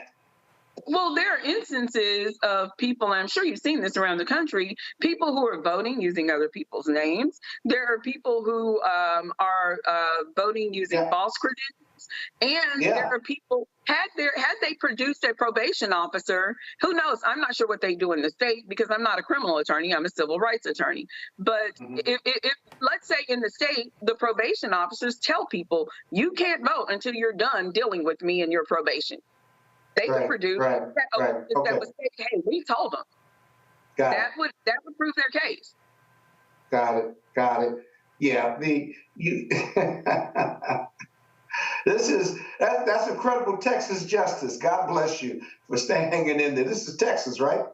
Yeah, it's Texas. And this right here is no different. This is no different, Kim, than what they did to that black man in Houston who waited in line for 5 hours, and then they arrested him. Later, it was found out that he actually could vote, and they have scared that man to death so much, he said last year, you know what, I'm not even going to vote. And that's what's going on here. It's the exact same thing DeSantis did in Florida when he had people arrested who were formerly incarcerated. It's the same thing happening in Nebraska, where the state attorney general and the secretary of state literally said that a law passed by the legislature is unconstitutional. I ain't never heard of a state AG, not a judge, a state AG telling the legislative body, oh, y'all law is unconstitutional, so therefore we're not going to enact it.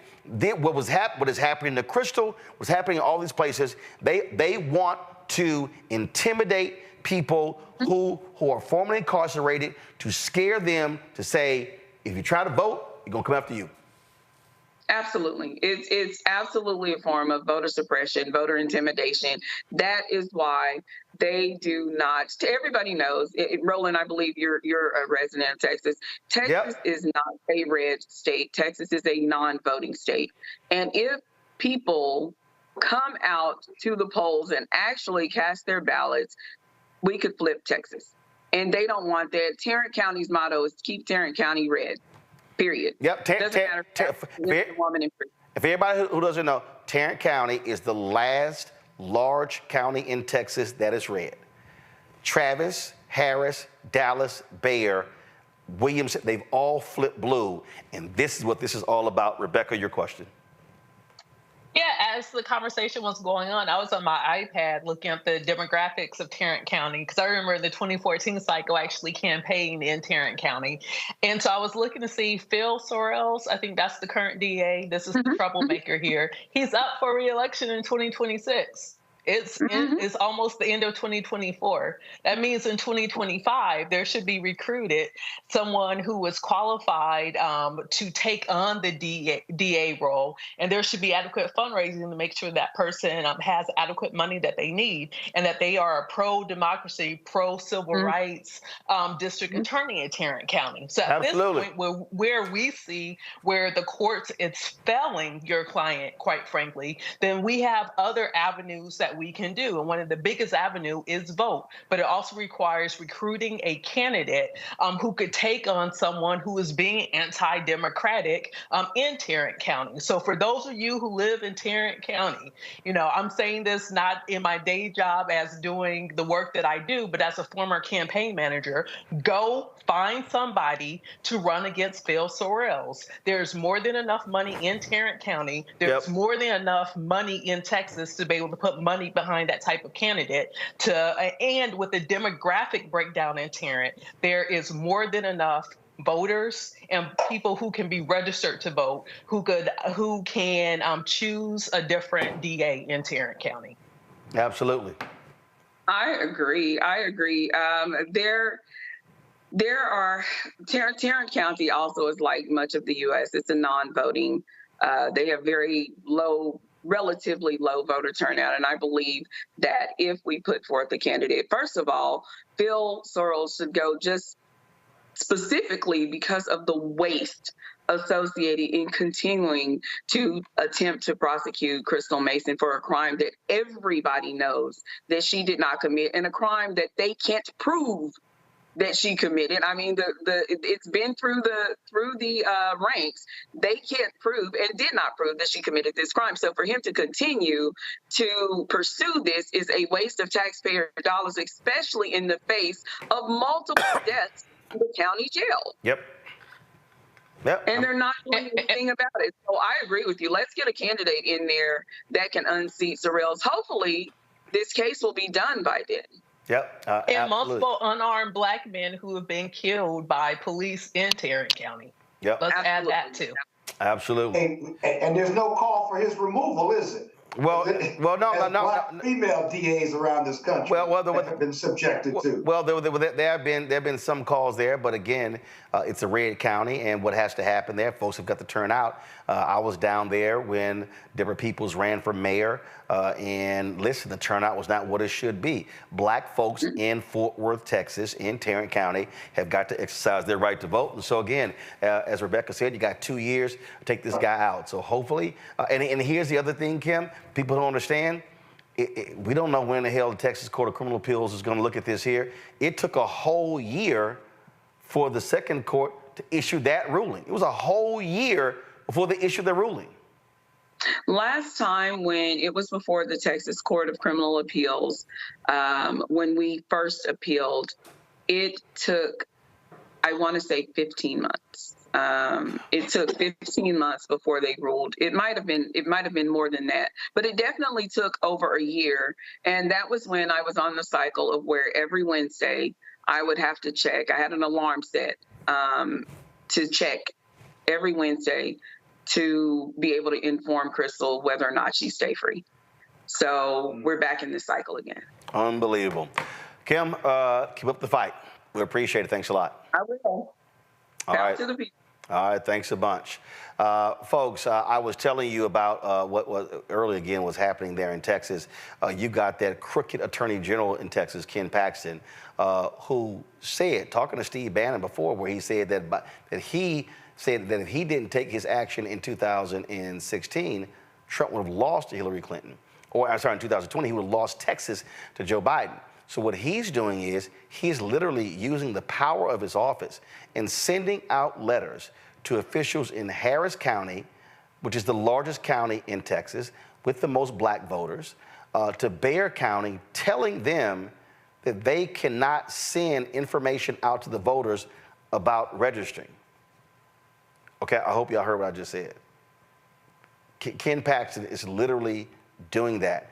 And so he is threatening to sue officials in Harris County and Bexar County, saying that if they send out any literature with regards to people voting, that he is going to prosecute them.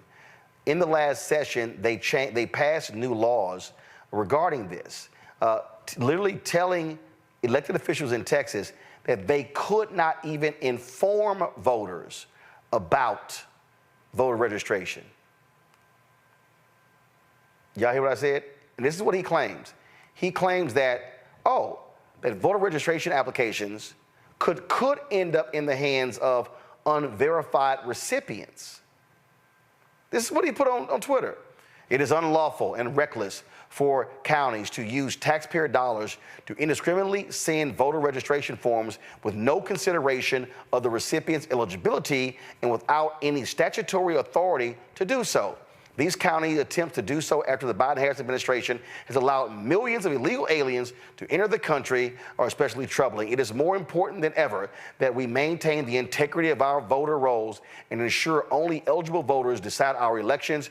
Your proposal does the opposite by indiscriminately inviting county residents to register to vote regardless of their eligibility. I urge you to abandon this proposal. If you do not, I will see you in court. Last week, there were several organized raids across South Texas over yet unfounded allegations that Latino activists have helped non-citizens register to cast ballots in November. Folks, what this is, Scott, here, is absolute voter intimidation by the Attorney General. That's exactly what it is. So this idea that county officials can't tell county residents sending out voter registration forms, this is what they're trying to stop. It is blatant intimidation by that thug, AG Ken Paxton. Under color of law. Let's not forget that. Under color of law, he is doing voter intimidation. And these raids DOJ is investigating right now is a whole nother level of intimidation to get Texas to kind of no vote, if you will. It's just outrageous. You know, the Republicans, they know their policies aren't popular. They know they're not a popular political organization, and they're not popular with most Americans because their policies are outside the mainstream of most Americans. Because, you know, they wouldn't be engaged in voter suppression and voter intimidation if it was otherwise, if they were popular. So they're not. And so this is what you're getting. And again, we always talk about voting, right? But this is when Republicans win after doing voter suppression or not, this is what you get. This is Trumpism. This is MAGAism. This is extreme with no checks and balances. The feds may be able to help here, but, you know, you got to vote like this year. You got to vote like it's your life.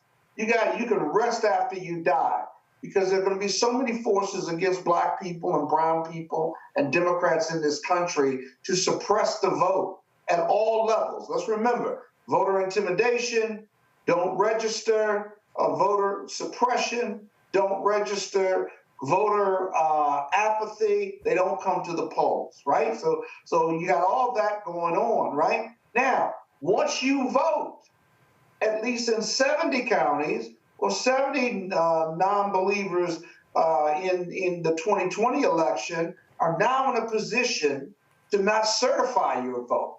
We don't talk enough about this, Roland, that in Atlanta and in Georgia, right? Yeah, we talked about it. Certification of vote, we have, okay. Certification of voting is now discretionary, not ministerial.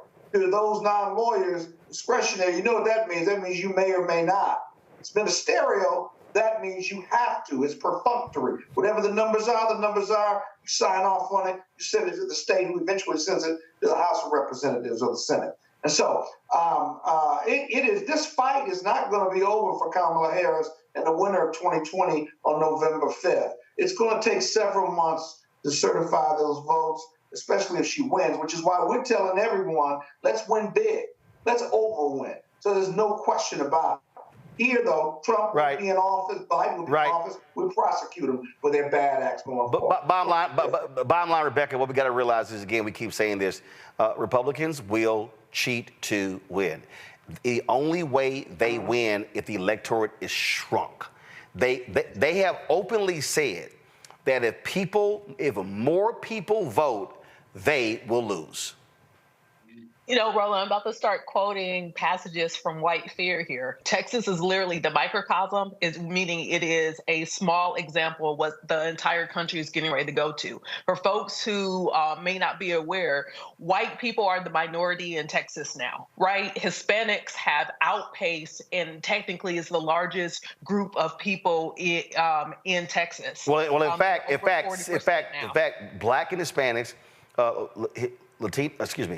minorities in Texas make up 61% of the state. But 61% of the voters are white. Right, but this is where I'm going. Just like what we're seeing in post-apartheid South Africa, when we see the white majority now as the white minority, especially when it comes to the ruling class, there now is a struggle for who gets to rule Texas. And right now there are white people in Texas like Paxton, who is very felonious, and his felony charges got dropped because the impeachment trial, he actually won his impeachment trial in Texas, but we know he's felonious based upon his actions in office. We know that this is a struggle for power in Texas, and specifically white power. So we're seeing the rise of white fear, which is why we're seeing these concerted efforts of where you see a Paxton using his platform to tell counties not to do the work that those particular agencies are supposed to do. Election administrators are supposed to let people know how to register the vote, when to register the vote, and there's an election going. They're not supposed to be reactive. They're supposed to be proactive. They're supposed to be trying to get more people within their various municipalities to register to vote. So that is their job. So what I will say, once again, we know there's a lot of lawyers in Texas. There's a lot of money in Texas. That I hope that some of those large law firms who see the writing on the wall, I hope they wake up and they let both Bexar County and Harris County know, hey, we're going to take on your case pro bono. So Paxton, bring it on, because now you have all these firms who are going to be lined up against you, and we're going to be able to push all those resources compared to the resources in your office, which is finite, is not the same as many of the Texas law firms, but there's going to have to be a concerted effort to punch back and fight back on this, because this is not constitutional. And this is also a test case for what we're going to see Florida try to do. We're going to see Tennessee try to do it. We're going to see Louisiana and Mississippi, because once again, Texas is appearing to be ground zero on what's happening with the demographic shift in this country. And so if we don't stop this in Texas, it's going to spread across the South, and we're going to see it pushing across the country. Absolutely. All right, folks, hold tight 1 second. I go to break. We'll be right back. Roland Martin Unfiltered on the Black Star Network on our 6th anniversary. Back in a moment. Hatred on the streets, a horrific scene, a white nationalist rally that descended into deadly violence. White people are losing their damn minds. An angry pro-Trump mob storms the U.S. Capitol. We're about to see the rise of what I call white minority resistance.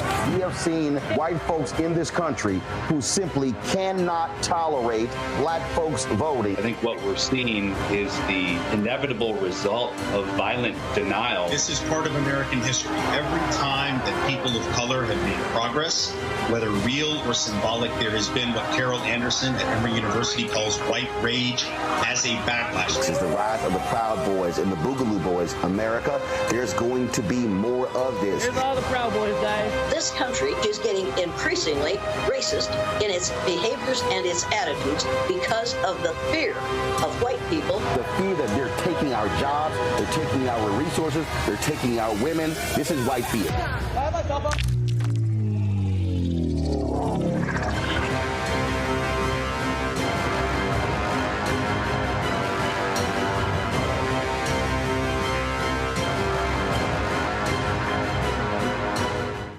It's John Murray, the executive producer of the new Sherry Shepherd Talk Show. This is your boy, Earthquake. And you're tuned in to Roland Martin Unfiltered.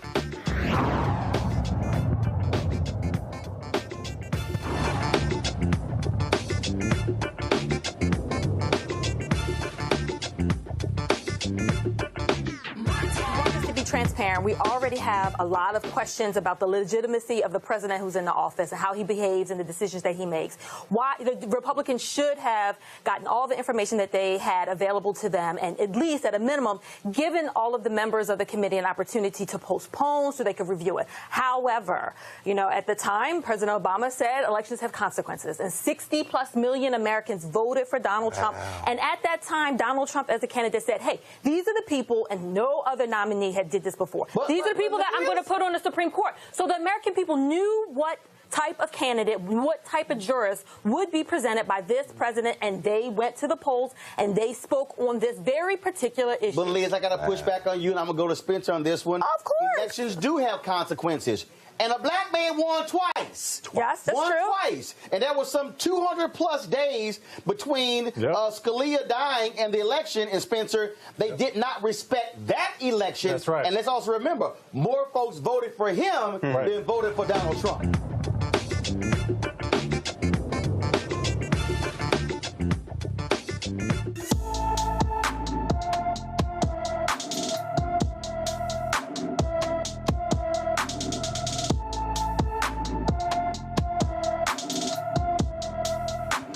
Ariana Collins has been missing from Chicago since March 23rd. The 17-year-old is 5 feet 1 inches tall, weighs 120 pounds with black hair and brown eyes.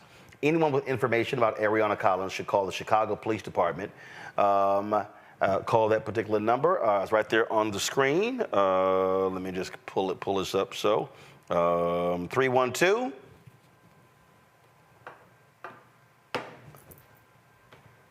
312-745-5020. 312-745-5020.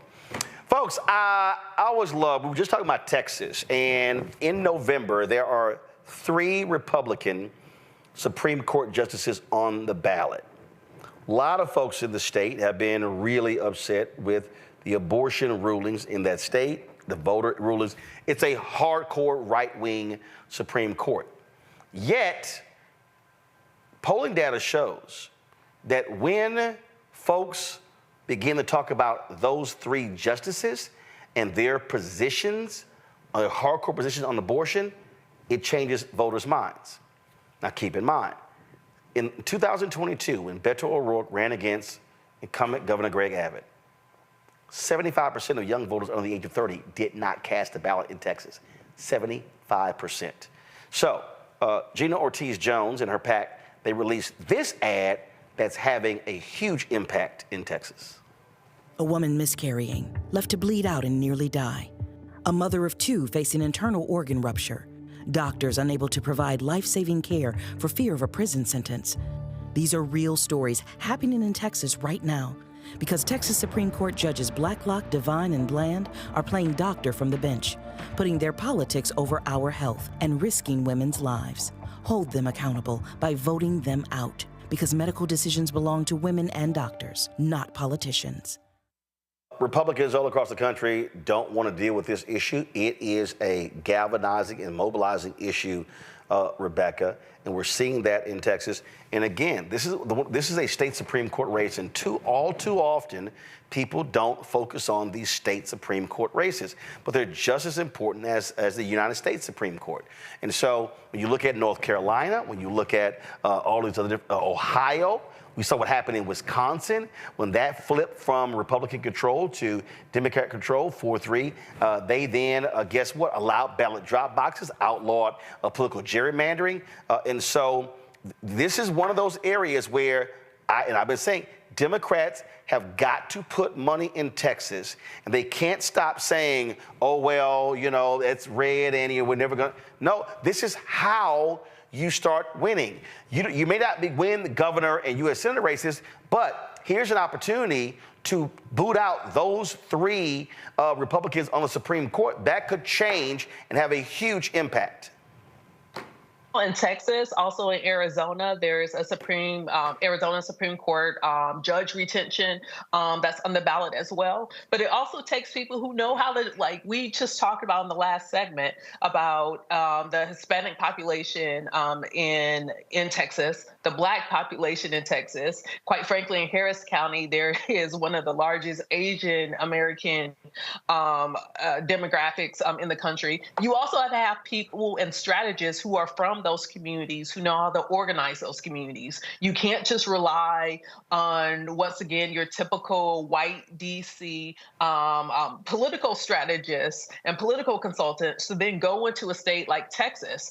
We saw, I think it was back in 2010, 2012, when we saw, was it Texas Battleground 2020, where you had people from outside the state going into Texas saying how they were going to make Texas blue based upon the demographics, rather than working with some of the existing infrastructure on the ground that actually understands how to organize communities in Texas and how to mobilize those communities. Because what we have seen in a state like Texas is that when you see an overwhelming of one party that's constantly doing things like having a 8+ year prosecution against someone who was trying to vote who didn't know that they weren't necessarily eligible at that time to vote, when you see those things happening, there is a chilling effect. Yep. Like you talked 2 segments ago about the man in Houston, how he no longer wants to vote because how he is being politically targeted. So unfortunately, when you have a state like Texas, one thing that contributes to a low voter turnout is people have been shell-shocked into submission. So we actually need to put resources behind the groups in Texas who are willing to take on that 5-year fight of what it will take to make Texas more reflective of the residents who live there. When you look at, when you start looking at, impact, Scott, again, Wisconsin, that Republican Supreme Court was rubber stamping everything with the legislature. Now that they flip that, that judge won by 11 points, it is going to change that state. It's going to equalize. You actually might see an even congressional delegation. You're going to see expanding voting access. The Republicans were stripping the governor of many of his rights. Now that court is switched. And again, this is when Howard Dean was talking about a 50-state strategy, this is what he was talking about. One of the reasons, and listen, people can love Obama, but there were 1,000 seats lost when he was president, okay? Because the DNC was completely ineffective when he was president. And you see Vice President Kamala Harris providing resources for down ballots. And I'm telling you right now, if Vice President Kamala Harris becomes the president, you are going to see an effort to restructure the Democratic National Committee, very similar to what happened after Reverend Jackson ran in 1988, where they changed the infrastructure, because she understands that Democrats have been getting their clocks clean on the state level because they kept focusing on the federal level. Yeah, got it. And you're right, conceptually. And theoretically, my ass, I'm 100% right. Philosophically. No, not philosophically. I am in real time correct.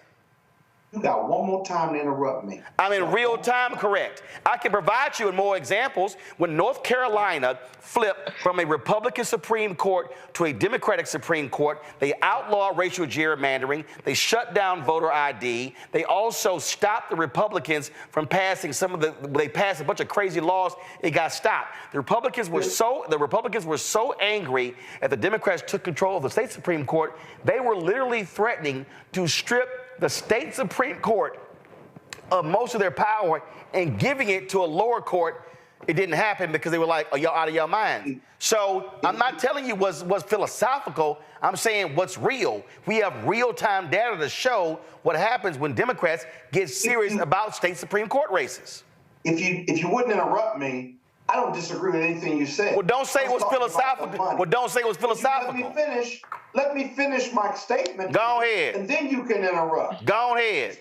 It's too late now. I don't want to talk anymore. Okay, fine. No. I mean, I can go on to the next damn point, so.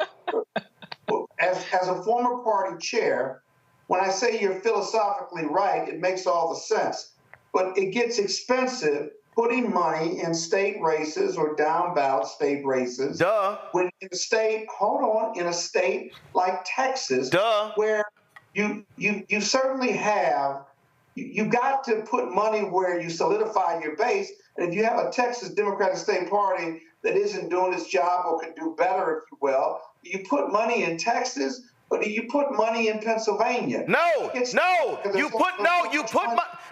put money in Texas. Scott, there are 2.1 million. Scott,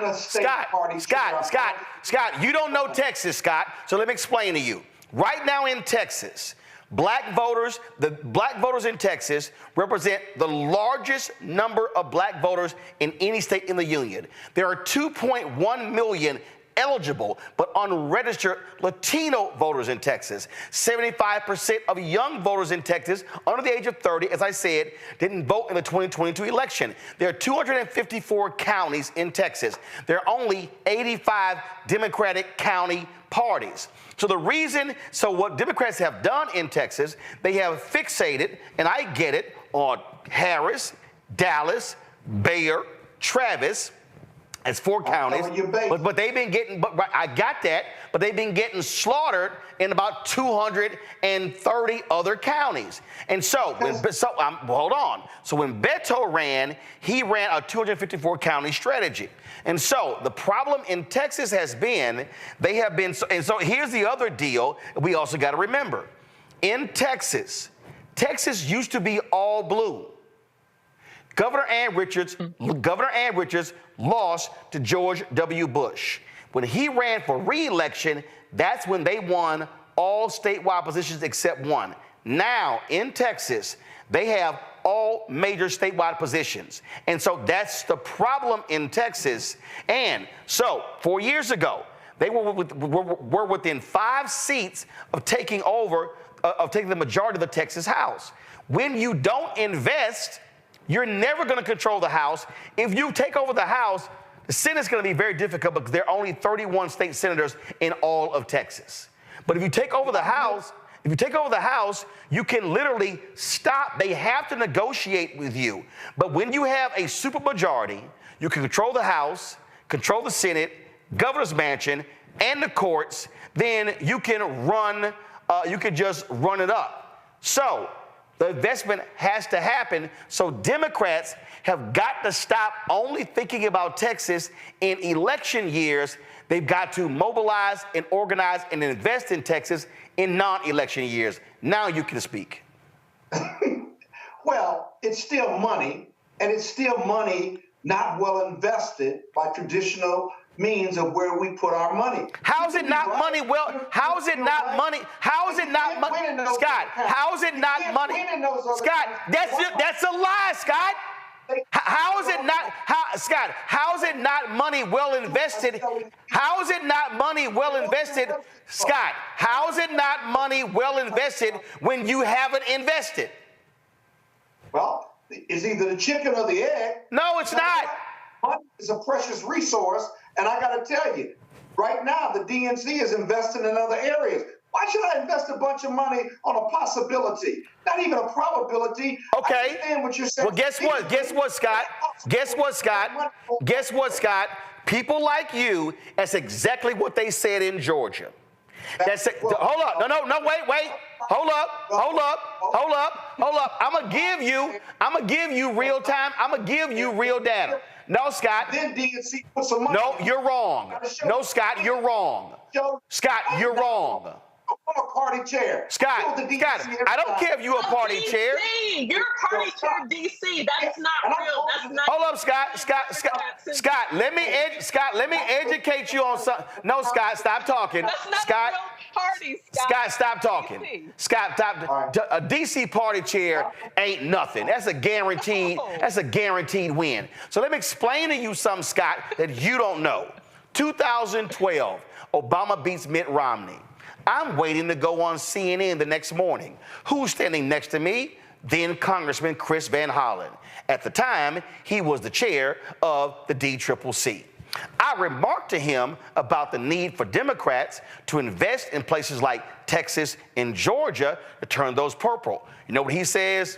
Oh, no, those are red. It's going to cost too much money. I said, are you aware? No, Scott, listen, before you throw your little hands up. Listen, my hands are up. Scott, listen. I then said, well, are you aware? I said, are you aware if there are 800,000 eligible but unregistered African Americans in Georgia? Are you aware? Scott, you're not listening. Stop talking and listen. And I said, are you aware of the number of young white voters and Latinos not registered? He was like, it's just too red. I said, and that's why Democrats keep losing. And guess what happened after 2012? Stacey Abrams and Raphael Warnock and others created a group because they said, we're sick and tired of y'all saying we're red. So you know what they did? They got the laws changed. There were 20+% of people in Georgia who were not registered. They made it where if you registered, when you get your driver's license, automatically registered. It went from 20+% down to 2%. The reason Georgia is purple, the reason Warnock and Ossoff won, Biden-Harris won, is because they actually put the focus on mobilize, organize, and then said, the hell with y'all, the DCCC and the DNC. They went and raised money from other donors, and they mobilized the state. That's how it happened. So, Scott, when you, no, Scott, you were like, well, no, you don't put the money there. You don't put the money. That's just wasting money. That's just throwing money at it. Talking about the DNC. I said earlier on that there was private money and nonprofit money that saturated Georgia. I agree with that. But that was necessary before the DNC put money in there because you had to get close or demonstrate that it was money well spent. That's the only point I'm making. So why in the hell did you say, why did you say, Scott, it was a waste to do it in Texas when they did it in Georgia to prove to them they can actually win? So if you don't do it in Texas, you can never prove it can happen. Bring your nonprofits together, your voting rights group together, and do in Texas what you did in Georgia. What the hell did I just say? I'm sorry, Rebecca. Rebecca, didn't I say that? Rebecca, didn't I say that? And Scott's response was, oh, well, that's just throwing money and wasting money. I'm sorry, Rebecca. Rebecca, did you and I hear the same thing? You know what? Yes, so here's Rebecca, go ahead. Scott, Rebecca has the floor. Scott, Rebecca has the floor. Rebecca has the floor. Projects or campaign in about 36 states. So if we're going to talk about what works in different states, I'm going to go with some of my personal experience, and not just, no offense, Scott, but kind of offense, being the D.C. chair of the party. While, yes, that's work. There's a lot of type A's in D.C. who think they know politics. So you had to wrangle a lot of people. I'm talking about dealing with the DNC. Scott, Rebecca has the floor. Scott, Rebecca has the floor. But if we're talking about how to win competitive seats, I'm the type of person that you bring in for that, because I grew up, that's what was my bread and butter in learning how to actually campaign. I can tell you many times where I've walked candidates into the committees in D.C. asking for money, asking for endorsement, or just ask them just to send around the email to some of the unions to raise money, and they did not. These were races where I lost by 1%, where we should not even been that close, where we were outraised $2 million to $500,000, right? The reason why I've been able to be very competitive, because I understand you have to talk directly to voters. But in order to talk directly to voters, that means you have to show up in different communities. One thing that we know that is free when it comes to party building is talking to voters, not just in election years, but also recruitment of candidates. You literally have to challenge every line on that ballot. What we've seen the Democratic Party do is the equivalent, if we're playing spades, for the Republicans to be able to walk with a 10 of clubs, right? That should never happen in spades, but that's what's happening in this country. Even Republicans walking with a 7 of clubs. That's utter BS, and that is political malfeasance. So as much as people say, oh, well, that costs too much money, but guess how much money it costs the American people when you have a president like Trump who's issuing trillion-dollar tax cuts that is exploding our national debt. So if we're talking about money and cost, it costs more the American people when there actually isn't competition on the ballot. Instead, you have one-party rule. The other thing that I want to say is, if we don't pay attention to Texas, this is what's going to happen across the country. I understand the three of us live in D.C., right? Or live in the Nope, I am still a registered voter in Dallas County. In Texas, this is still my homestead. Go ahead. That's So I would illegal, say, by the way. and yes, you live in no, Virginia. no, it's not. No, You registered in Texas. That's illegal. Hey, Actually, it's not, Scott. That's illegal. No, it's not. So you're domiciled in Texas? No, Scott. You're not domiciled in Virginia? Scott, when it's your homestead. Scott, what you're not going to do is do this on camera. But also, he's wrong. You ain't going to do this. And he's wrong. So he's loud and wrong. Loud and wrong. Vote where you live, brother. No, Scott, you're wrong. Scott, do you know the Texas homestead laws? Scott, do you know the Texas homestead laws? No, you don't. No, you don't. Rebecca, finish your comment. Rebecca is finishing her comment. Stop talking. Rebecca, go. The bottom line is there are many areas in this country where Democrats could be competitive based upon the demographics. And Texas is ground zero for that. If Democrats don't figure out how to win a state like Texas, then the next 50 years is going to be extremely hard for them as we see people who are married to white supremacy trying to hold on to political power in this country. So Texas has to be our canary in the coal mine. It has to be our wake-up call. And I would say people who care about democracy and civil rights in this country need to pay attention to what's happening in Texas. Absolutely. Last video I'm playing. Link in the project. Drop this video here. Roll it. Roll it. No, you don't.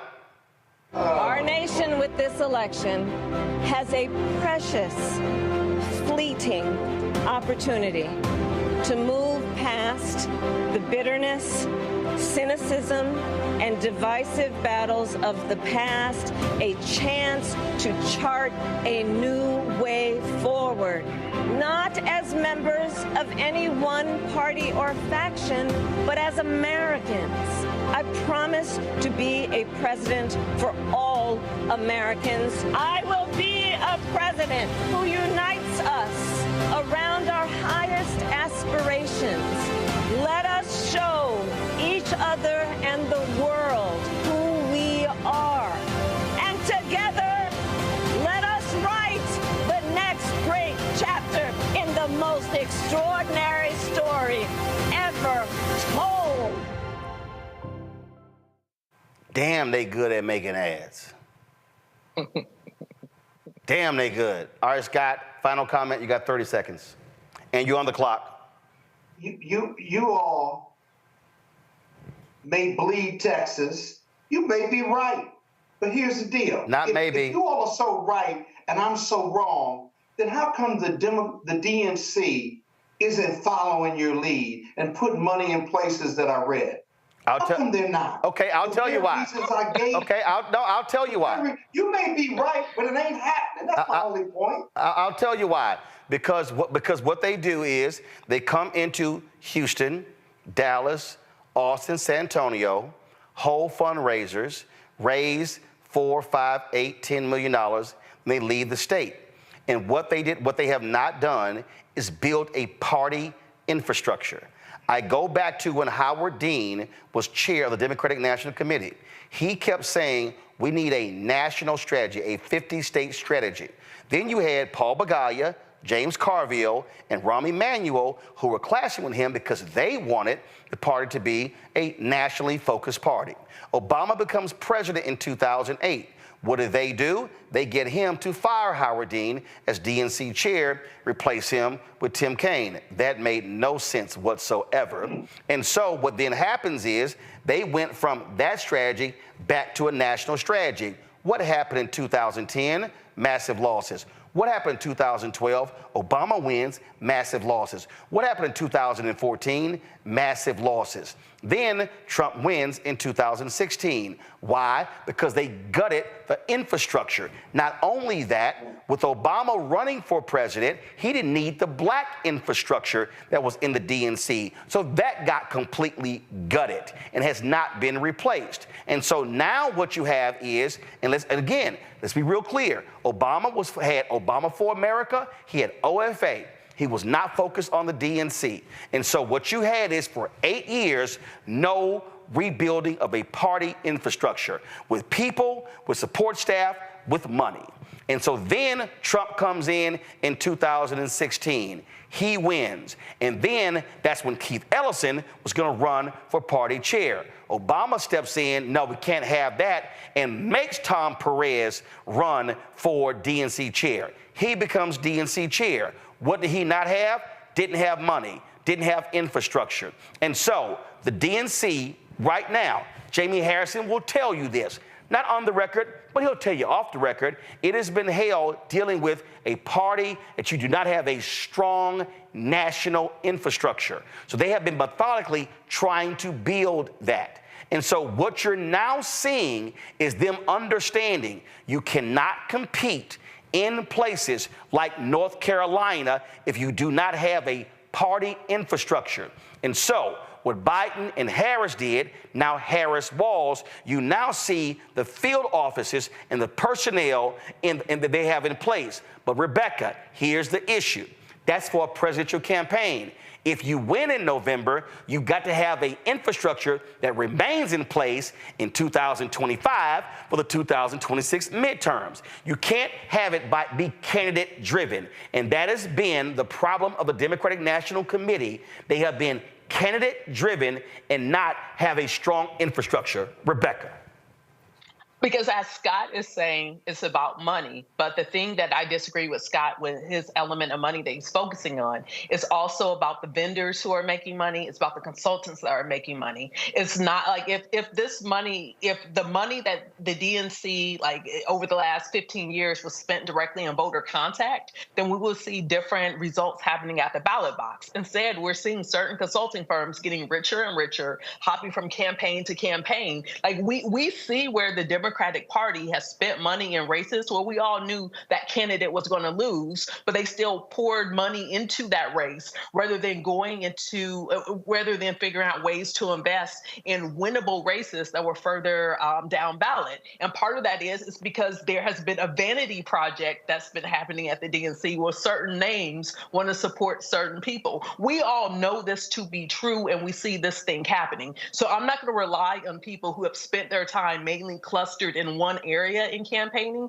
but I want to talk to the people who have campaigned in different regions in the country to talk about what does it look like to party build, because there is a necessity to party build, because as we look at marching into the 2030 census, if the party isn't building now, then that means there isn't going to be adequate apparatus to make sure that Black and brown people aren't undercounted the way they were in Texas during the census. And if people who care about civil rights and democracy and what's happening in this country, if they're not organizing now, then they're not going to be ready in 2029 when you need to have boots on the ground getting people ready to participate in the census through 2031, because usually there is an additional time to make up for people who were undercounted during the 2030 time period. So if people aren't planning for that now, and you do that by exercising basic organizing principles every single year between now and 2030, that also includes the midterms, that includes 2028, the next presidential cycle as well. But you have to start this off in 2025 in order to prepare for those things that are coming up later. Last point I will make on this, it also speaks to media infrastructure.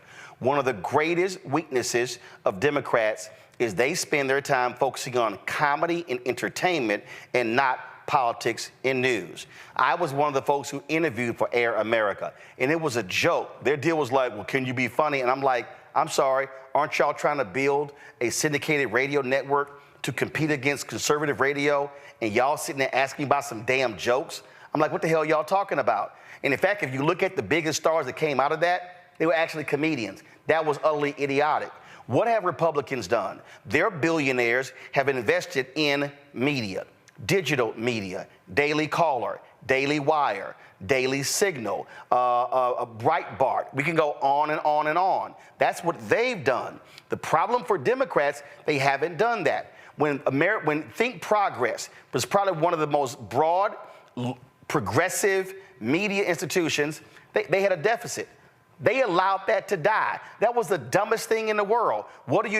You go to your rich-ass donors and say, pay off the damn debt because we need a media infrastructure. So what do they complain about now? Right now, what do conservatives have? They got Fox News, hardcore conservative backing Donald Trump. They no news network. They got Salem Radio. Salem Radio ain't dealing with no equal time provisions. They don't give a damn. Then you turn on AM radio, it's going to be 8 to 10 conservative radio stations. And then they have the digital infrastructure, PragerU. You had 2 Texas billionaires that gave PragerU its first $7 million. They raised $22 million its first year, $25 million the second year, and their whole goal is to hit 1 billion views. And guess what happens now? PragerU has now PragerU for Kids. Because Republicans control the infrastructure in states, they now have PragerU for Kids, books and other information in school systems in Oklahoma, in Florida, in Texas. So to Rebecca's point, if you let them have total control, that's the kind of crap that happens. And so Democrats need to be thinking, you got to be funding media institutions. You got to be funding your party infrastructure in off years if you want to compete and want to win. We'll end with that, Scott. Rebecca. Oh, I don't disagree with Scott, Rebecca, I appreciate y'all being on. About DNC shit. Gotcha. Okay, well, there you go. You now have been schooled, and I still be voting. I still be voting in Texas. Scott, Rebecca, thank you so very much. Hey, folks, if y'all want to support the work that we do, please join our Bring the Funk fan club. Again, we're trying to figure out what the hell is going on with Cash App. So I'm not going to tell you to give there because for some reason it's rejecting a lot of folks giving. So if you want to support our show, you want to give us an anniversary gift, please support us via PayPal. It's R. Martin Unfiltered. Venmo is RM Unfiltered. Zelle is Roland at RolandSMartin.com. Roland at RolandMartinUnfiltered.com. And so please support us there. You can also send your check and money order to P.O. Box 57196, Washington, D.C., 20037-0196. Folks, we normally do this on Friday, but because it's our anniversary, I want to end the show by thanking the folks who have made this show possible, our donors. Our donors have been absolutely amazing. I can't remember, Keenan, what are we up to now? Is it 33,000? I forgot the number you gave me. Was it 29 or 33,000? So y'all have been amazing. And I'm trying to tell y'all, without our fans, we would not be here. During COVID, when 2020 hit, man, advertising was drying up, everything was drying up, and our donors gave like $30,000 in 3 weeks, and it was amazing. They got us through. Our donors have contributed more than $2.5 million since we launched this show 6 years ago. And the reason that's important is because that money, there were months when, frankly, YouTube had dropped big time, external advertising wasn't coming in, and then that money is what paid the bills. It paid the rent, it paid the staff. And so I can't tell you how crucial that is. So when I tell y'all our goal annually is to have 20,000 of our fans contribute on average $50 each, that's $4.19 a month, 13 cents a day to raise $1 million, that's real because our monthly costs are $195,000. So we can't do this. We're not sitting in the basement. We're not at the house. We got staff. We got people we pay. We got facility, the streaming equipment when something breaks. And so y'all have been so amazing.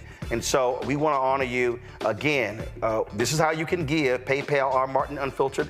Venmo is RM Unfiltered. Zelle is Roland at RolandSMartin.com. Roland at RolandMartinUnfiltered.com. And here are all the people who have given to our show since we launched. If you don't see your name, send us an email. We'll get it on there. We thank y'all for all of y'all contributions. I will see y'all tomorrow. I'm actually flying to Kansas City tomorrow to meet with our folks. They're rebuilding the Roll-Mobile 2.0 to find out the status of that. And so I will give y'all an update on tomorrow's show. I'm flying up for the meeting to Kansas City, and I'm flying right back. So I'll see y'all tomorrow. Holla!